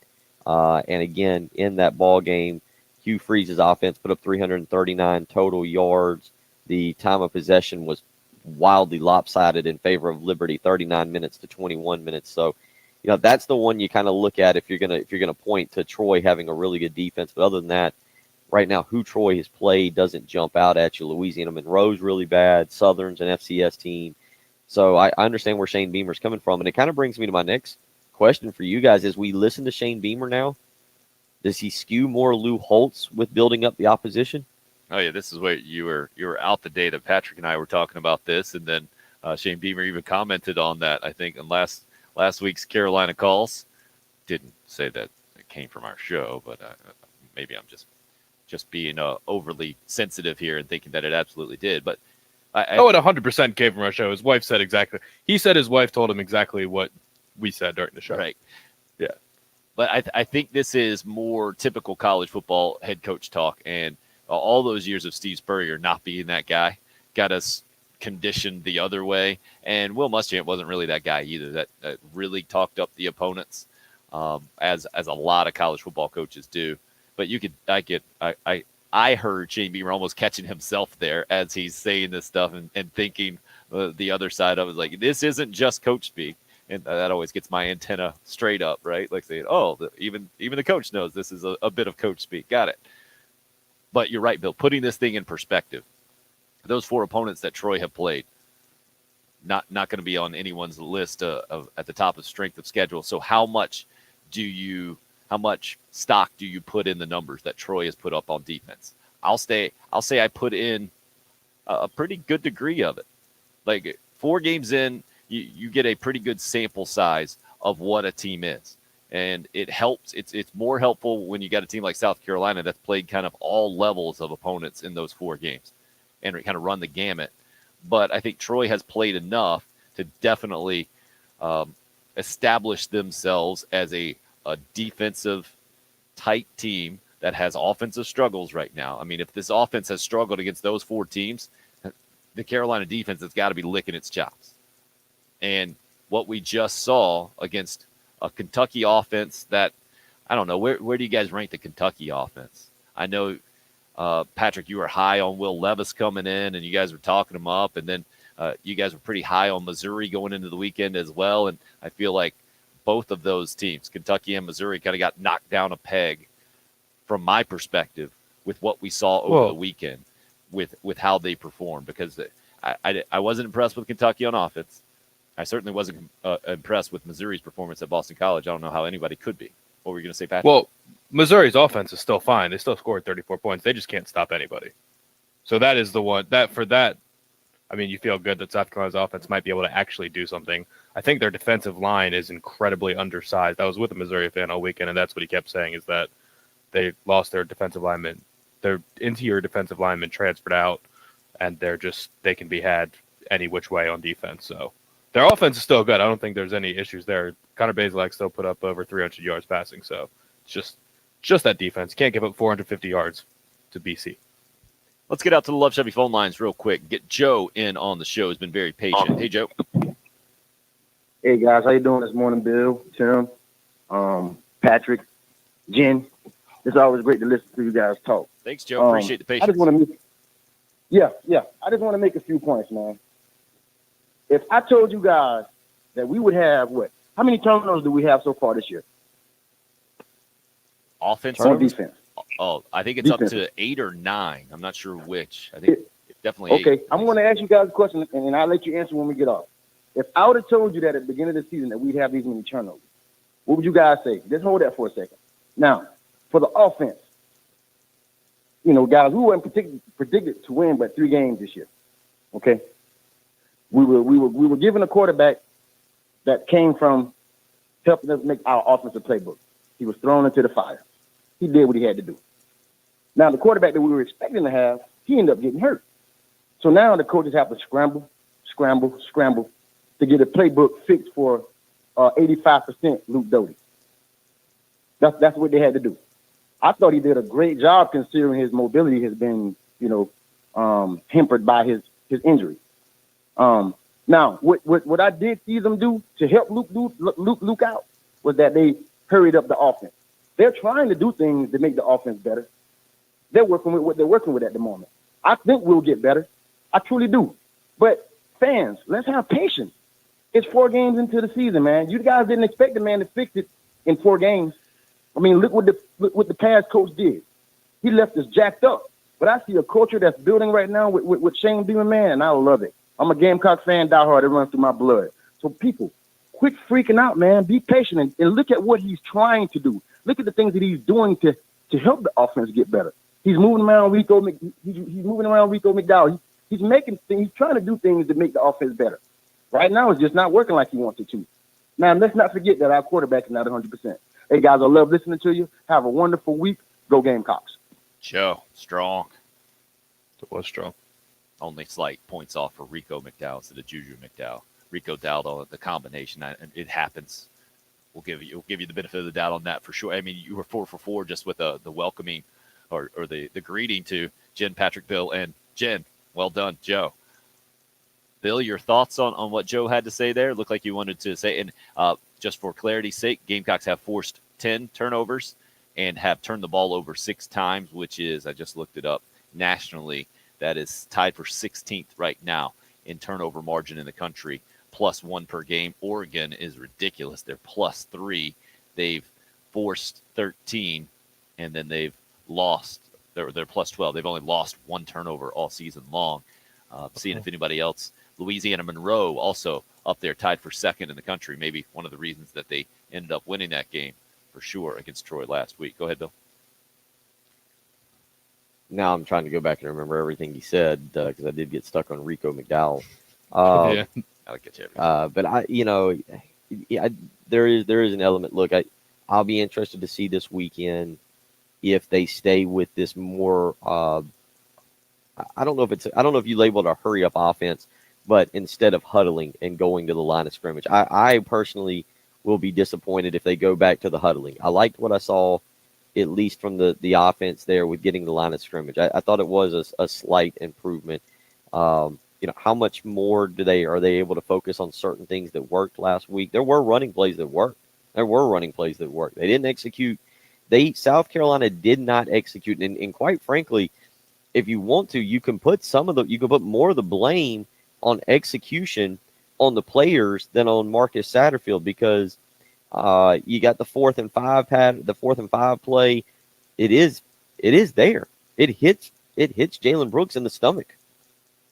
The 4th and 3 play that they threw to Kerryon Joyner, Jalen Brooks is breaking wide open down the field. There are certain plays that were there. There's a play I watched earlier.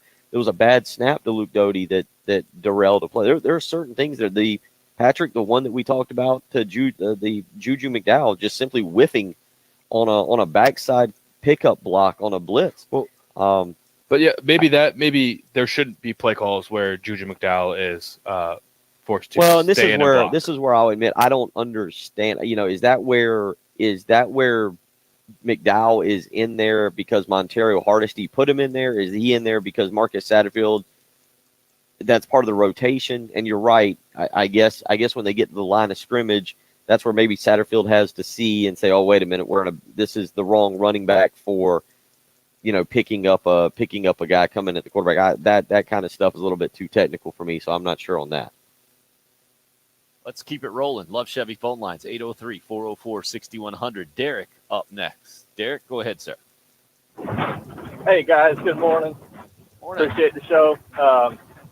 I have a NASCAR analogy, and if you can hear the noise in the background, excuse it. I'm in my work van, but I have a NASCAR analogy, and I'm not even a NASCAR guy, but we're gonna give it a try here.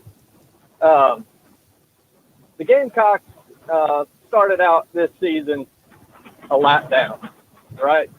So we've been struggling to keep up with the Kentuckys, the Missouris. We've been behind them. We're not even close to some of the other guys. So when this year started, we were in the pit, literally, and we needed a track bar adjustment. We needed, everything. We even needed the windshield clean to be able to see straight. And we come out of the pit, and the only person that we beat out of the pit is Vanderbilt. Okay, it's going to take some time. It's going to take some laps to get back to where we need to be to keep up with the with the Kentuckys and the Missouris and even Arkansas this year, because consider every game a lap. Think about it like that. It might take 20, 30 laps, realistically, to get up with some of these other teams. And we all knew that going in. I'm talking to the fans too. We all knew that going in, that it was going to take some time. And I don't understand the feeling out there in Gamecock land where, we're 4 games in and we think that we need to be back to where we were when Spurrier was the coach. It's going to take some time, guys. You just don't get to the top, in a couple of days. It takes, before this started, I would have said, anyone would have said, it's going to take 4 or 5 years minimum, even with a great coaching staff, to get back to where you want to be, to change that culture, to get back to where we were years ago. So everybody needs to just hang on. We're 4 games in. Let's be realistic. And, go Cox. Derek, appreciate the phone call. The NASCAR analogy with that background noise was amazing. And Jen has never been more invested in the show. Man, no kidding. So they're saying we need some seat time. Okay, that's good. Maybe when we were in the pits, maybe we didn't tighten up a lug nut, so we need to go back in and kind of tighten things up a little bit. Oh yeah, we could have some fun with this. Patrick his head is hurting over there. I mean, there's no need to make a NASCAR analogy to just say it takes a long time to build a program. No, hey, you gotta have you're some from fun Maryland, man. You don't get a NASCAR analogy. I don't know if the NASCAR guru, the self-proclaimed NASCAR guru of the show, Bill Gunter, got all those technical terms. They're being in. I've always had a NASCAR. I've always had a NASCAR analogy for just a racing analogy.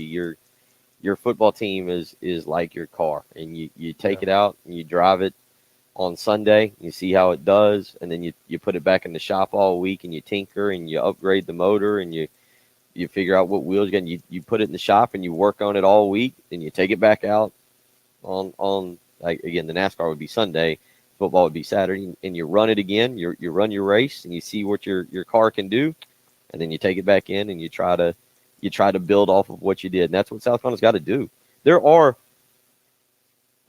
I will, and again, I don't know. This is where I was trying to go with the poll question yesterday, Tim. It's Kentucky, and the mindset in Columbia, South Carolina, is that South Carolina should never lose to Kentucky, right? You and I have been around here long enough that it doesn't matter if South Carolina is 2-8. We should never lose to Kentucky. Kentucky's unacceptable. And so there's part of that I think with South Carolina fans. But also, I do think some South Carolina fans realize Kentucky's not a bad football program right now. This isn't the Kentucky under Joker Phillips or some of those other coaches that South Carolina just consistently beat up on. And South Carolina had a chance. And to I think Patrick's point, you force 3 turnovers, 2 in your own territory. You hold Will Levis to 112 yards passing. You feel like you should have won the game, and you feel like, all right, yeah, it is a rebuild, and his analogy of 30 laps behind or whatever. You go, well, maybe we're not that far behind in the rebuild. Maybe we got some guys here where we don't have to stink for years to come to build it up. Maybe we can do a few things and grow a little bit quicker. If you're going to continue the NASCAR analogy, I know some of you have already. We need F1 analogies. I only speak in F1 analogies. All right, it's starting to rain, and we got to put the rain tires on. But what about if your crew, right, your pit crew, might not be the most talented, and then sometimes they clearly are not communicating, and you're only getting 3 tires on the car, right? That if you're going to continue the NASCAR analogy, I think that's the main problem Gamecock fans have right now. Hey, you can't come out of the pits with 3 tires on the car, man. You're going the wrong way, or you're turning right instead of turning left. I don't know how dramatic you want to be with an analogy. And your windshield's cracked, so you can't see anything. But no, the windshield crack would be like a pass rusher in your face. No, as soon as the ball snapped. That's something that you can't control, right? You had some kind of. It would be like somebody in your crew chief took a hammer and hit your own windshield, right? Yeah. Because when you control how you block your own scheme, you can't blame that on someone else. I think that's the main frustration I'm hearing, and you're always going to hear offensive coordinator criticism from any fan base, no doubt, when you lose and you're struggling, your numbers aren't what they're supposed to be. But those self-inflicted things, the clear miscommunication, I think is an awful legit gripe right now from the Gamecock fan base. But I think Joe and Derek both with a point well taken right now, 4 games in.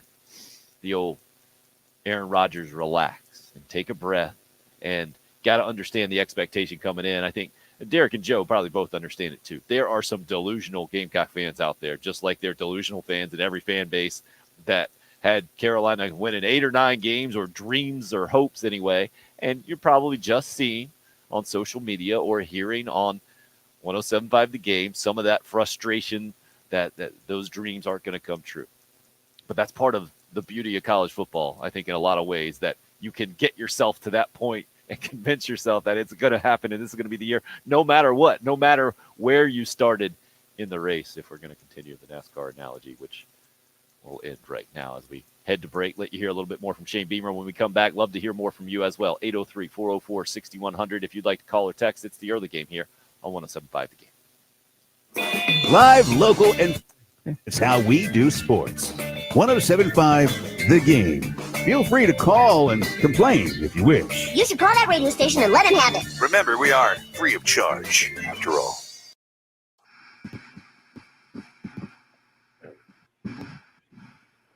Another game observation that I just kind of took in. Mark Stoops is getting to be a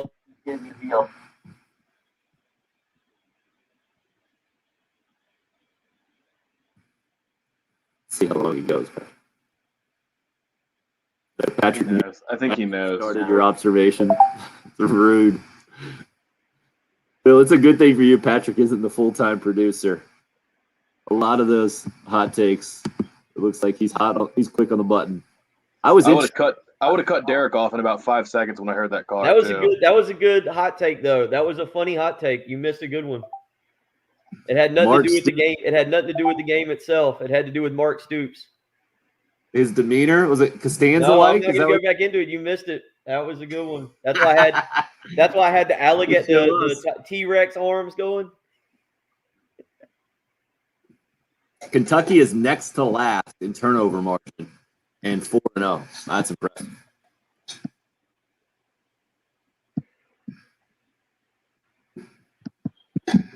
Well played, Troy. I missed out on the terrible pun to put a nice little bow on it.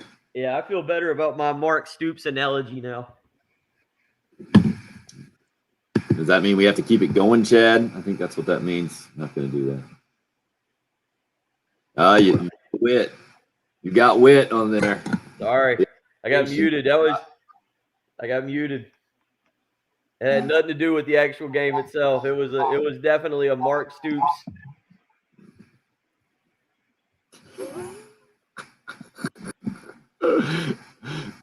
Patrick is salty this morning. He did it again. Bill's not even noticing that. I mean, he's really believing in he's delivering, man. He's not worried about your mute button. Now Bill's gonna get his revenge, muting you. Is that what you thought? I didn't realize that that's what we do to each other. Now that I realize that that's what we can do, I just keep Patrick from talking.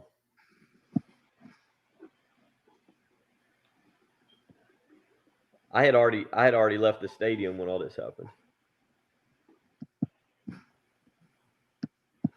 So Reggie just hit me up on the personal text line. Does this mean the last few years, he would weigh in on NASCAR analogy, right? Does that mean the last few years it looked like USC was caught in the big one at Daytona? So I'll respond with him telling him that's what happens when you go all gas, no brakes. Right?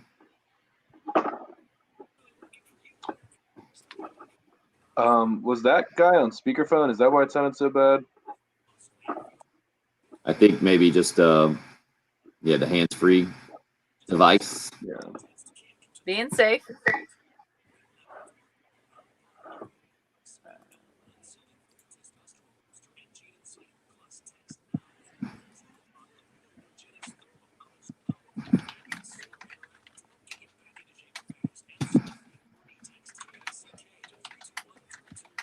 Tim, do you know there's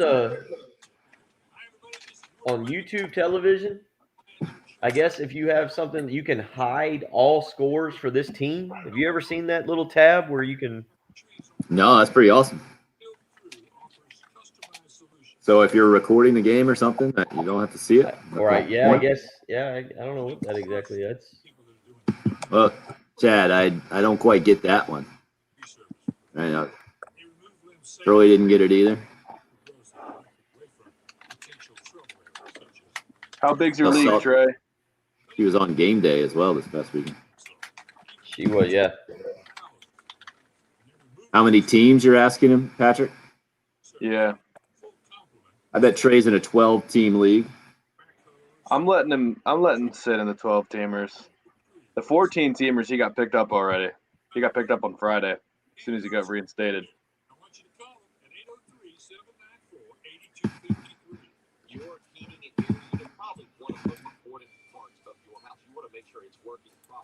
Gunner for AAA Heating and Air. When I have issues, that's who I go to. And right now, they'll pay you $1,500 to buy back your old unit, plus give you 0% financing with no money down. They'll take care of you just like they take care of me. Jeff adding to the NASCAR analogy, self-inflicted stuff like Ricky Bobby putting the Fig Newton decal over the windshield. Yeah.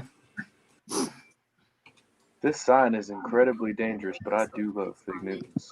Everyone's morning started with a smile. It has a delicious and hearty combination of materials we love, whole grain oats and sliced almonds. See, I don't think I'd waste a waiver pickup unless you think he's definitely getting picked up. I wouldn't waste my number 2 slot necessarily on Josh Gordon. If he clears waivers and you want to add him, that's what I'm gonna do. I'll add him if he clears waivers, but he could easily just be a dud.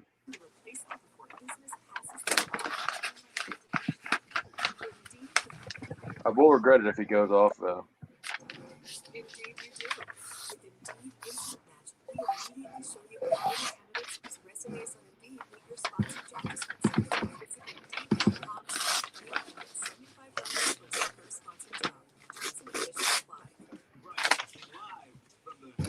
Jen, let's Send come back back in. and go with Shane off the top here again, please, with number 2. Okay.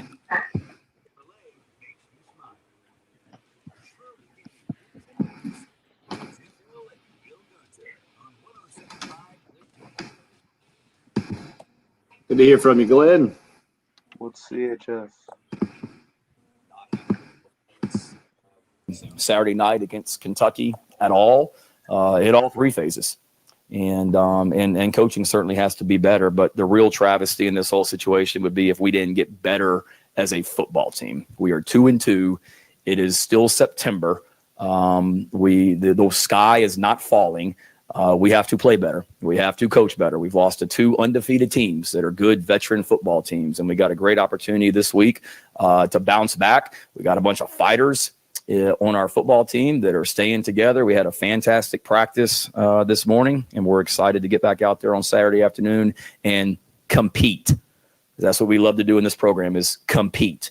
And last week's behind us. We've learned from it, and players and coaches, and we've got to be better this Saturday and continue to get better each and every week.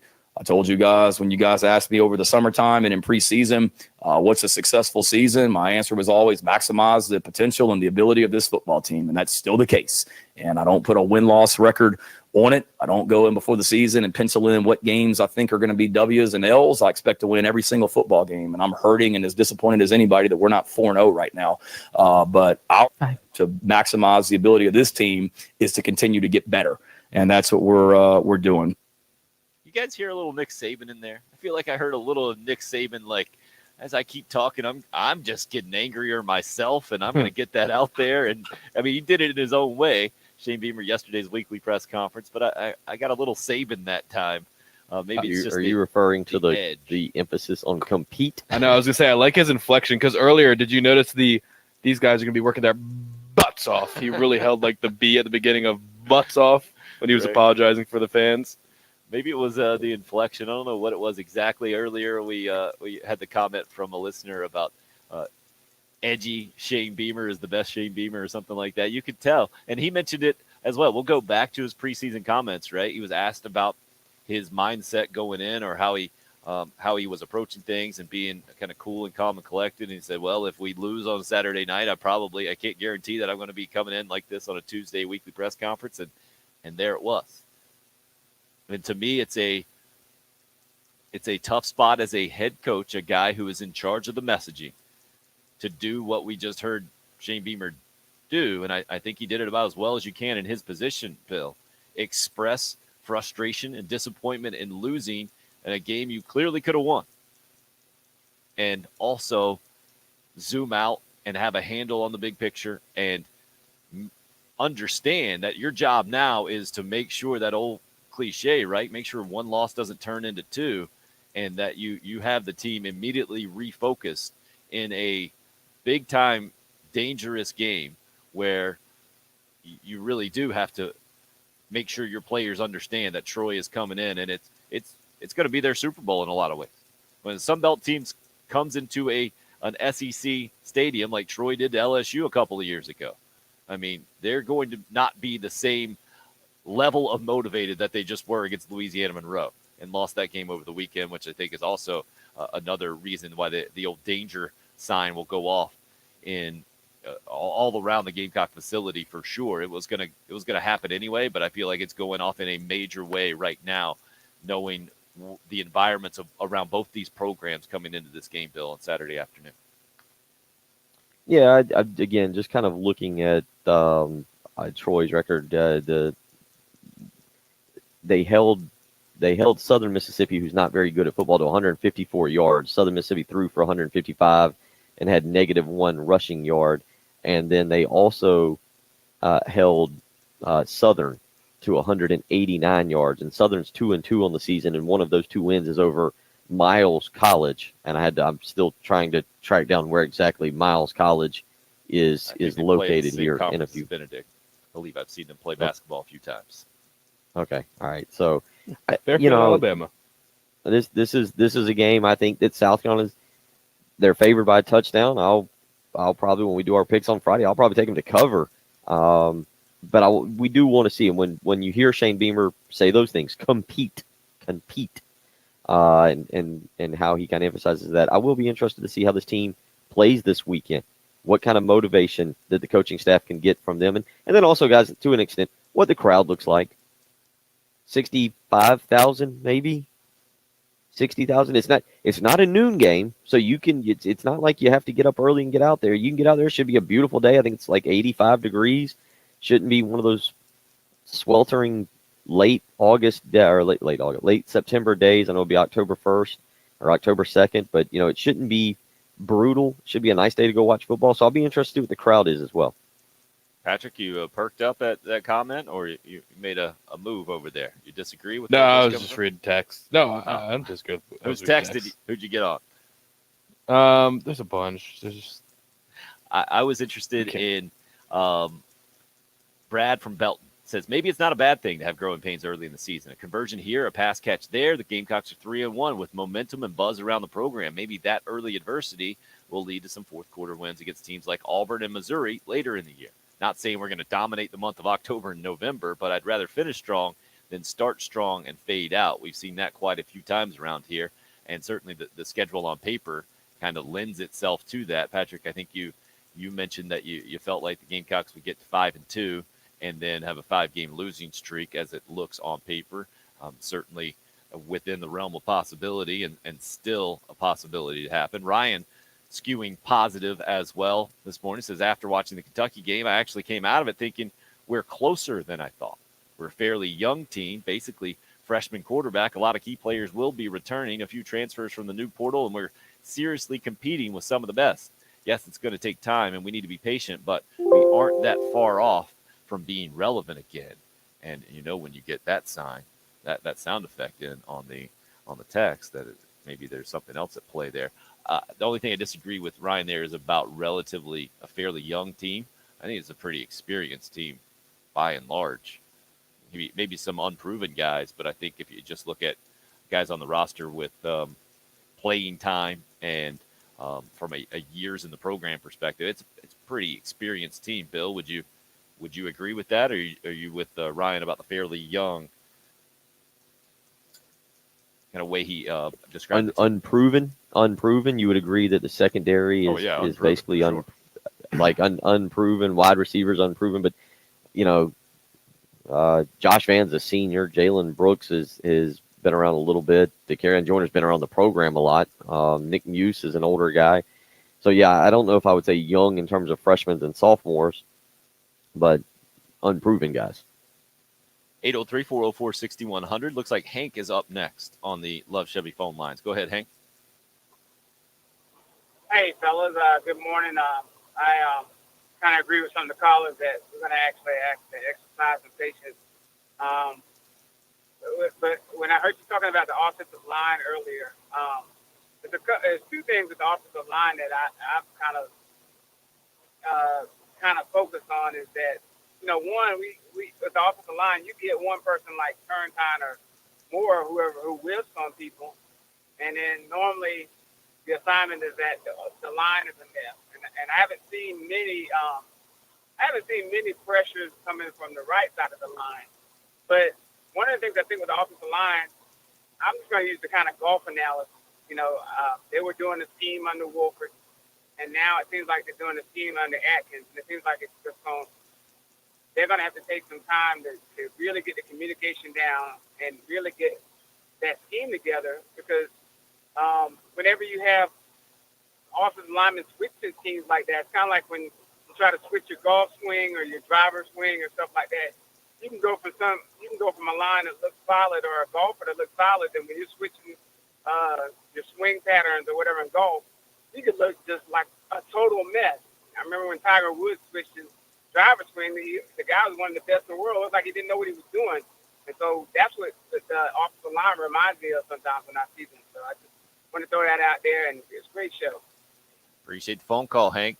Patrick, I think you were like me. You were wondering when that golf analogy was going to happen. Yeah, we got deep into it. It finally came. Before Was it the worth the swing. wait for you? You like the golf analogy better than Derek's NASCAR analogy? You don't want to know what I think. All right. I just think. No, we don't. You're right. It's just going to be mean. It's just going to be mean. I just think analogies should be saved for concepts that are actually difficult to understand and not just making analogies for the sake of making analogies. You don't think what we've seen on the Gamecock offense is difficult to understand? Is it more a Jimmy's and Joe's issue than the X? I think it's both. Because we have seen guys just get run by even when they're trying to block them. I mean, it was more in the Georgia game than anything else. So but that one's. I not guess you'll difficult to accept that. The difficult Nah, part. they're just better, Patrick. But East Carolina shouldn't be better and isn't better. I don't think in a lot of ways. And no, but were guys Kentucky- getting beat 1-on-1 like that against East Carolina? Not so much. But I that's don't the think. difficult part for me to understand. Yeah. Like it's really hard to understand how an offensive lineman doesn't understand that he should block someone and is just going to space, right? That's a difficult thing for I think any football fan to comprehend. Okay, where was the mistake made? And unlike the golf analogy, I get Tiger Woods feeling like he has to retool to eventually become dominant again.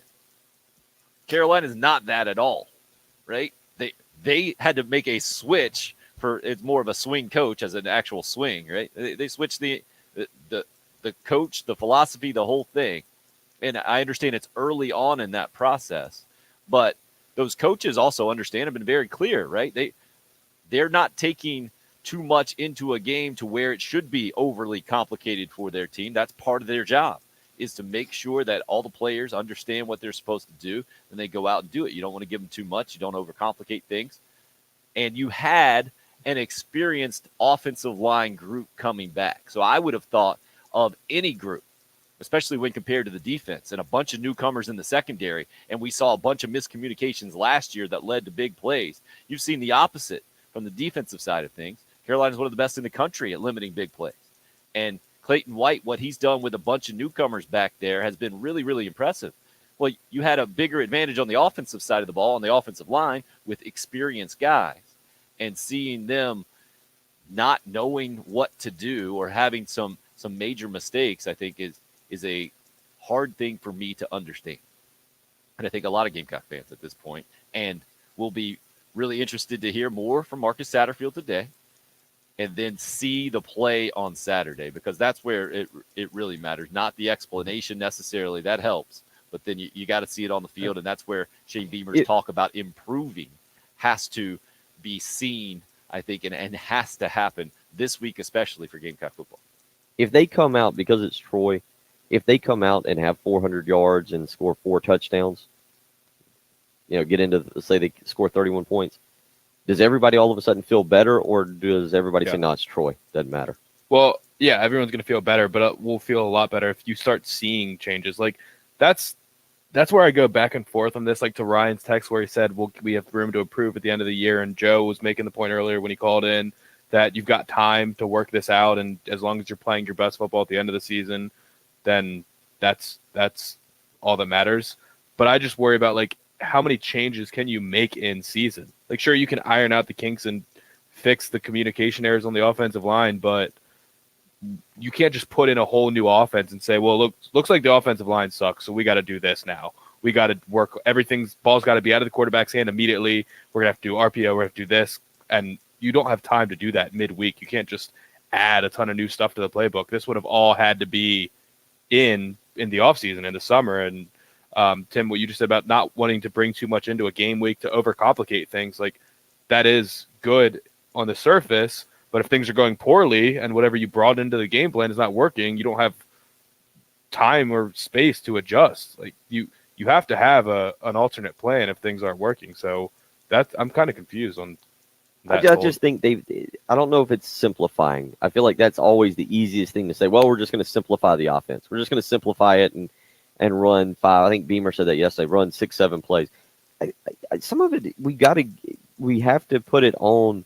I feel like a lot of people want to put it on Satterfield. Some of it's just the simple execution of plays, simple catching of the football.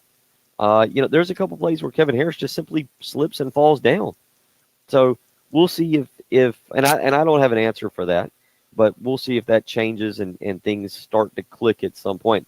I don't think anybody's expecting this to be an all-world offense this year, but again, confidence in being able to move the football from time to time and being able to get to 24, 27 points a game, I think gives a lot of people hope that this team can get to 6 wins. Just wanted to give you the heads up. You can listen to the halftime show this week and get a chance to win a pair of tickets to see ZZ Top at Township Auditorium. That's Friday, November 19th. But the chance to win today and this week on the halftime show, ZZ Top, Township Auditorium, Friday, November 19th. Tickets on sale now. We've got the dramatic conclusion of the show coming up after this. We'll give Shane Beamer one last word from the weekly press conference. It's the early game here on 107.5 The Game. This is Gamecock Ball head coach Frank Martin, and you're listening to 107.5.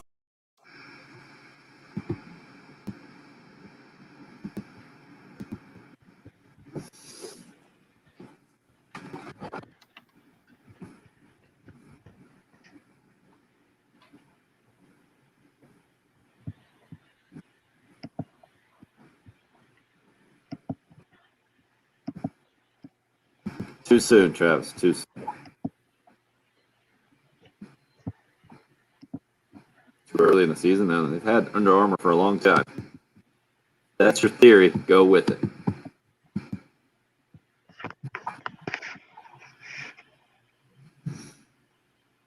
Am I being mean about the analogies? Yes.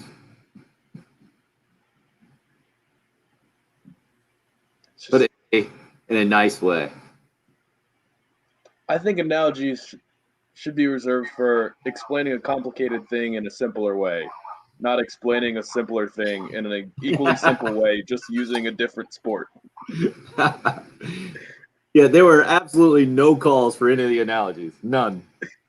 Yeah, like just saying, yeah, they changed the scheme, so it's hard to pick up. It's like when you change your golf swing. We understood the first part. You don't need to make a golf analogy for me to understand that. Yeah, Travis, I was there Saturday night.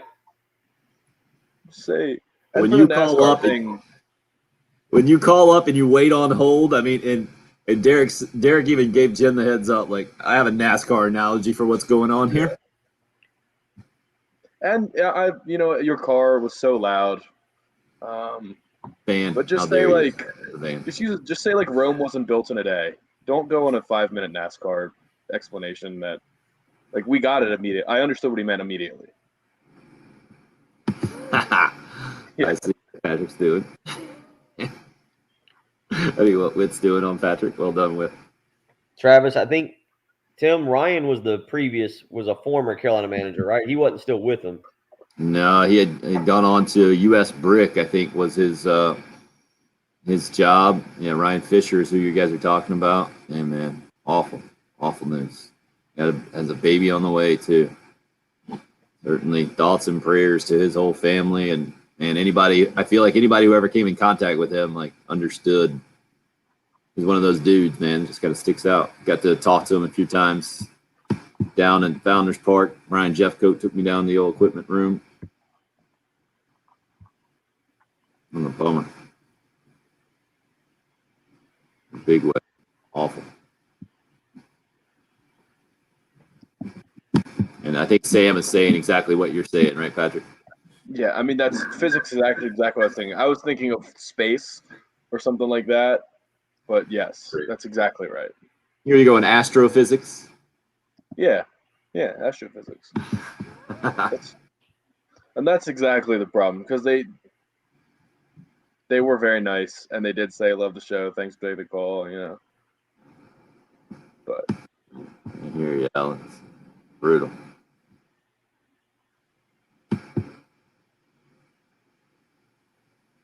Yeah, pretty much lost that thing on day one.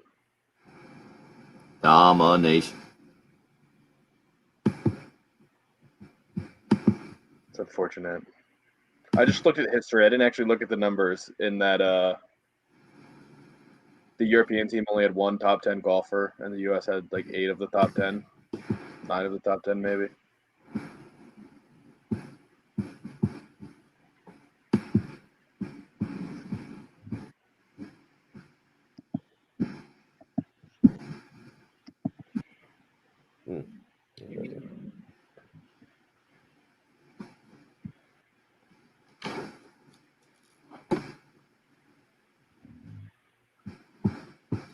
All right, what are we going to end with from Beamer here? You guys got a preference, a suggestion? I do not. I do not. And you played them all, so.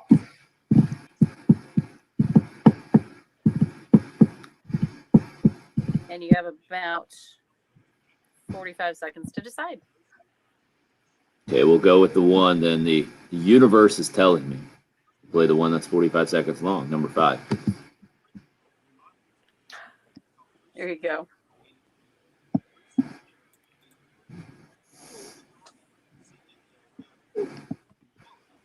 Well, that's the thing, though, Sam. They've always been stacked in that matchup, right? They just hadn't played very well a lot of times, but not this year. That was awesome to watch, man. But agreed with your assessment there. The future is very bright. But I can't remember a time where we've ever heard, man, future of USA golf is struggling.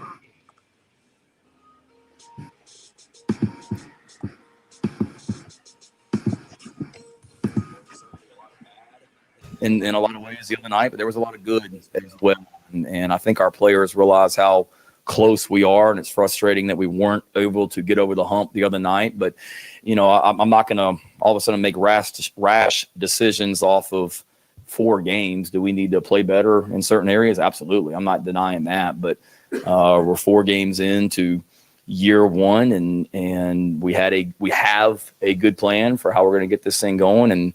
And you certainly – week in, week out, you do what gives you the best chance to be successful. But we're still in September and have played 2 SEC games and 4 total games. And just blowing up everything after 4 games. We got good coaches, we got good players, and we got to perform better.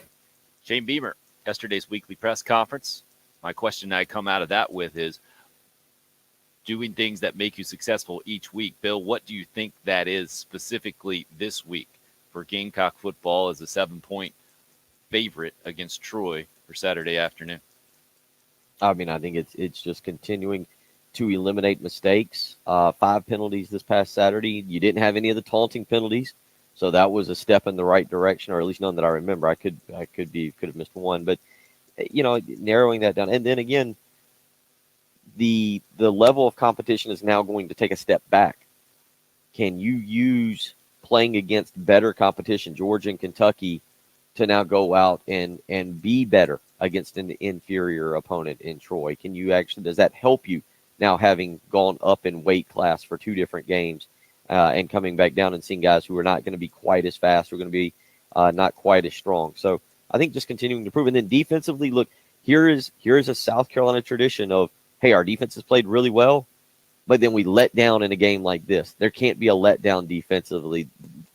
Troy is good through the air. That's where they've been able to beat some teams here this year and stay with Liberty.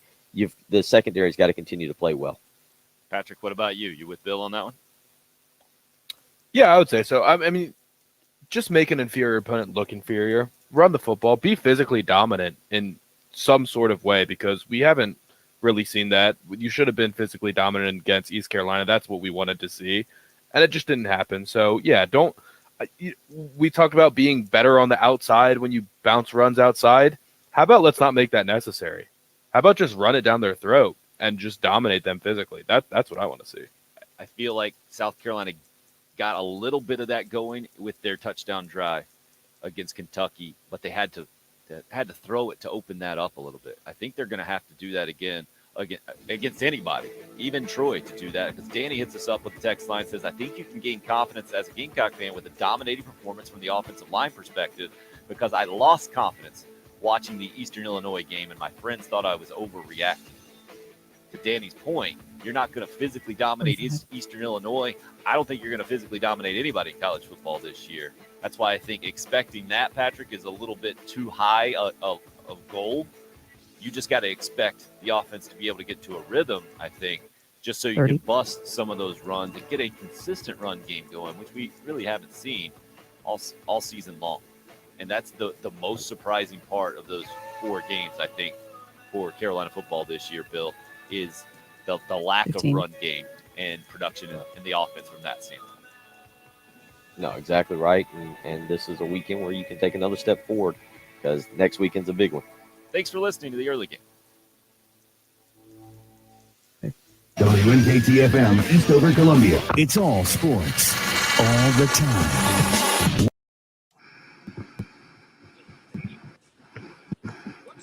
That is that. Anthony, same to you. David, never gotten to have a good afternoon at 8:56 in the morning, but That's right. Same to you. That's a lot of positivity. Attaboy, York. I don't have afternoons. See, Craig. All right, guys, we'll do it again in the morning. What do we got tomorrow? Doctor. Got the doc, Carrie. Yeah, we'll have a doctor interview, and who knows where the conversation leads. All righty. We'll have coordinator sound. That's where we'll kind of start. I'm guessing some Marcus Satterfield comments will be easy to discuss. Yippee! About 8:40.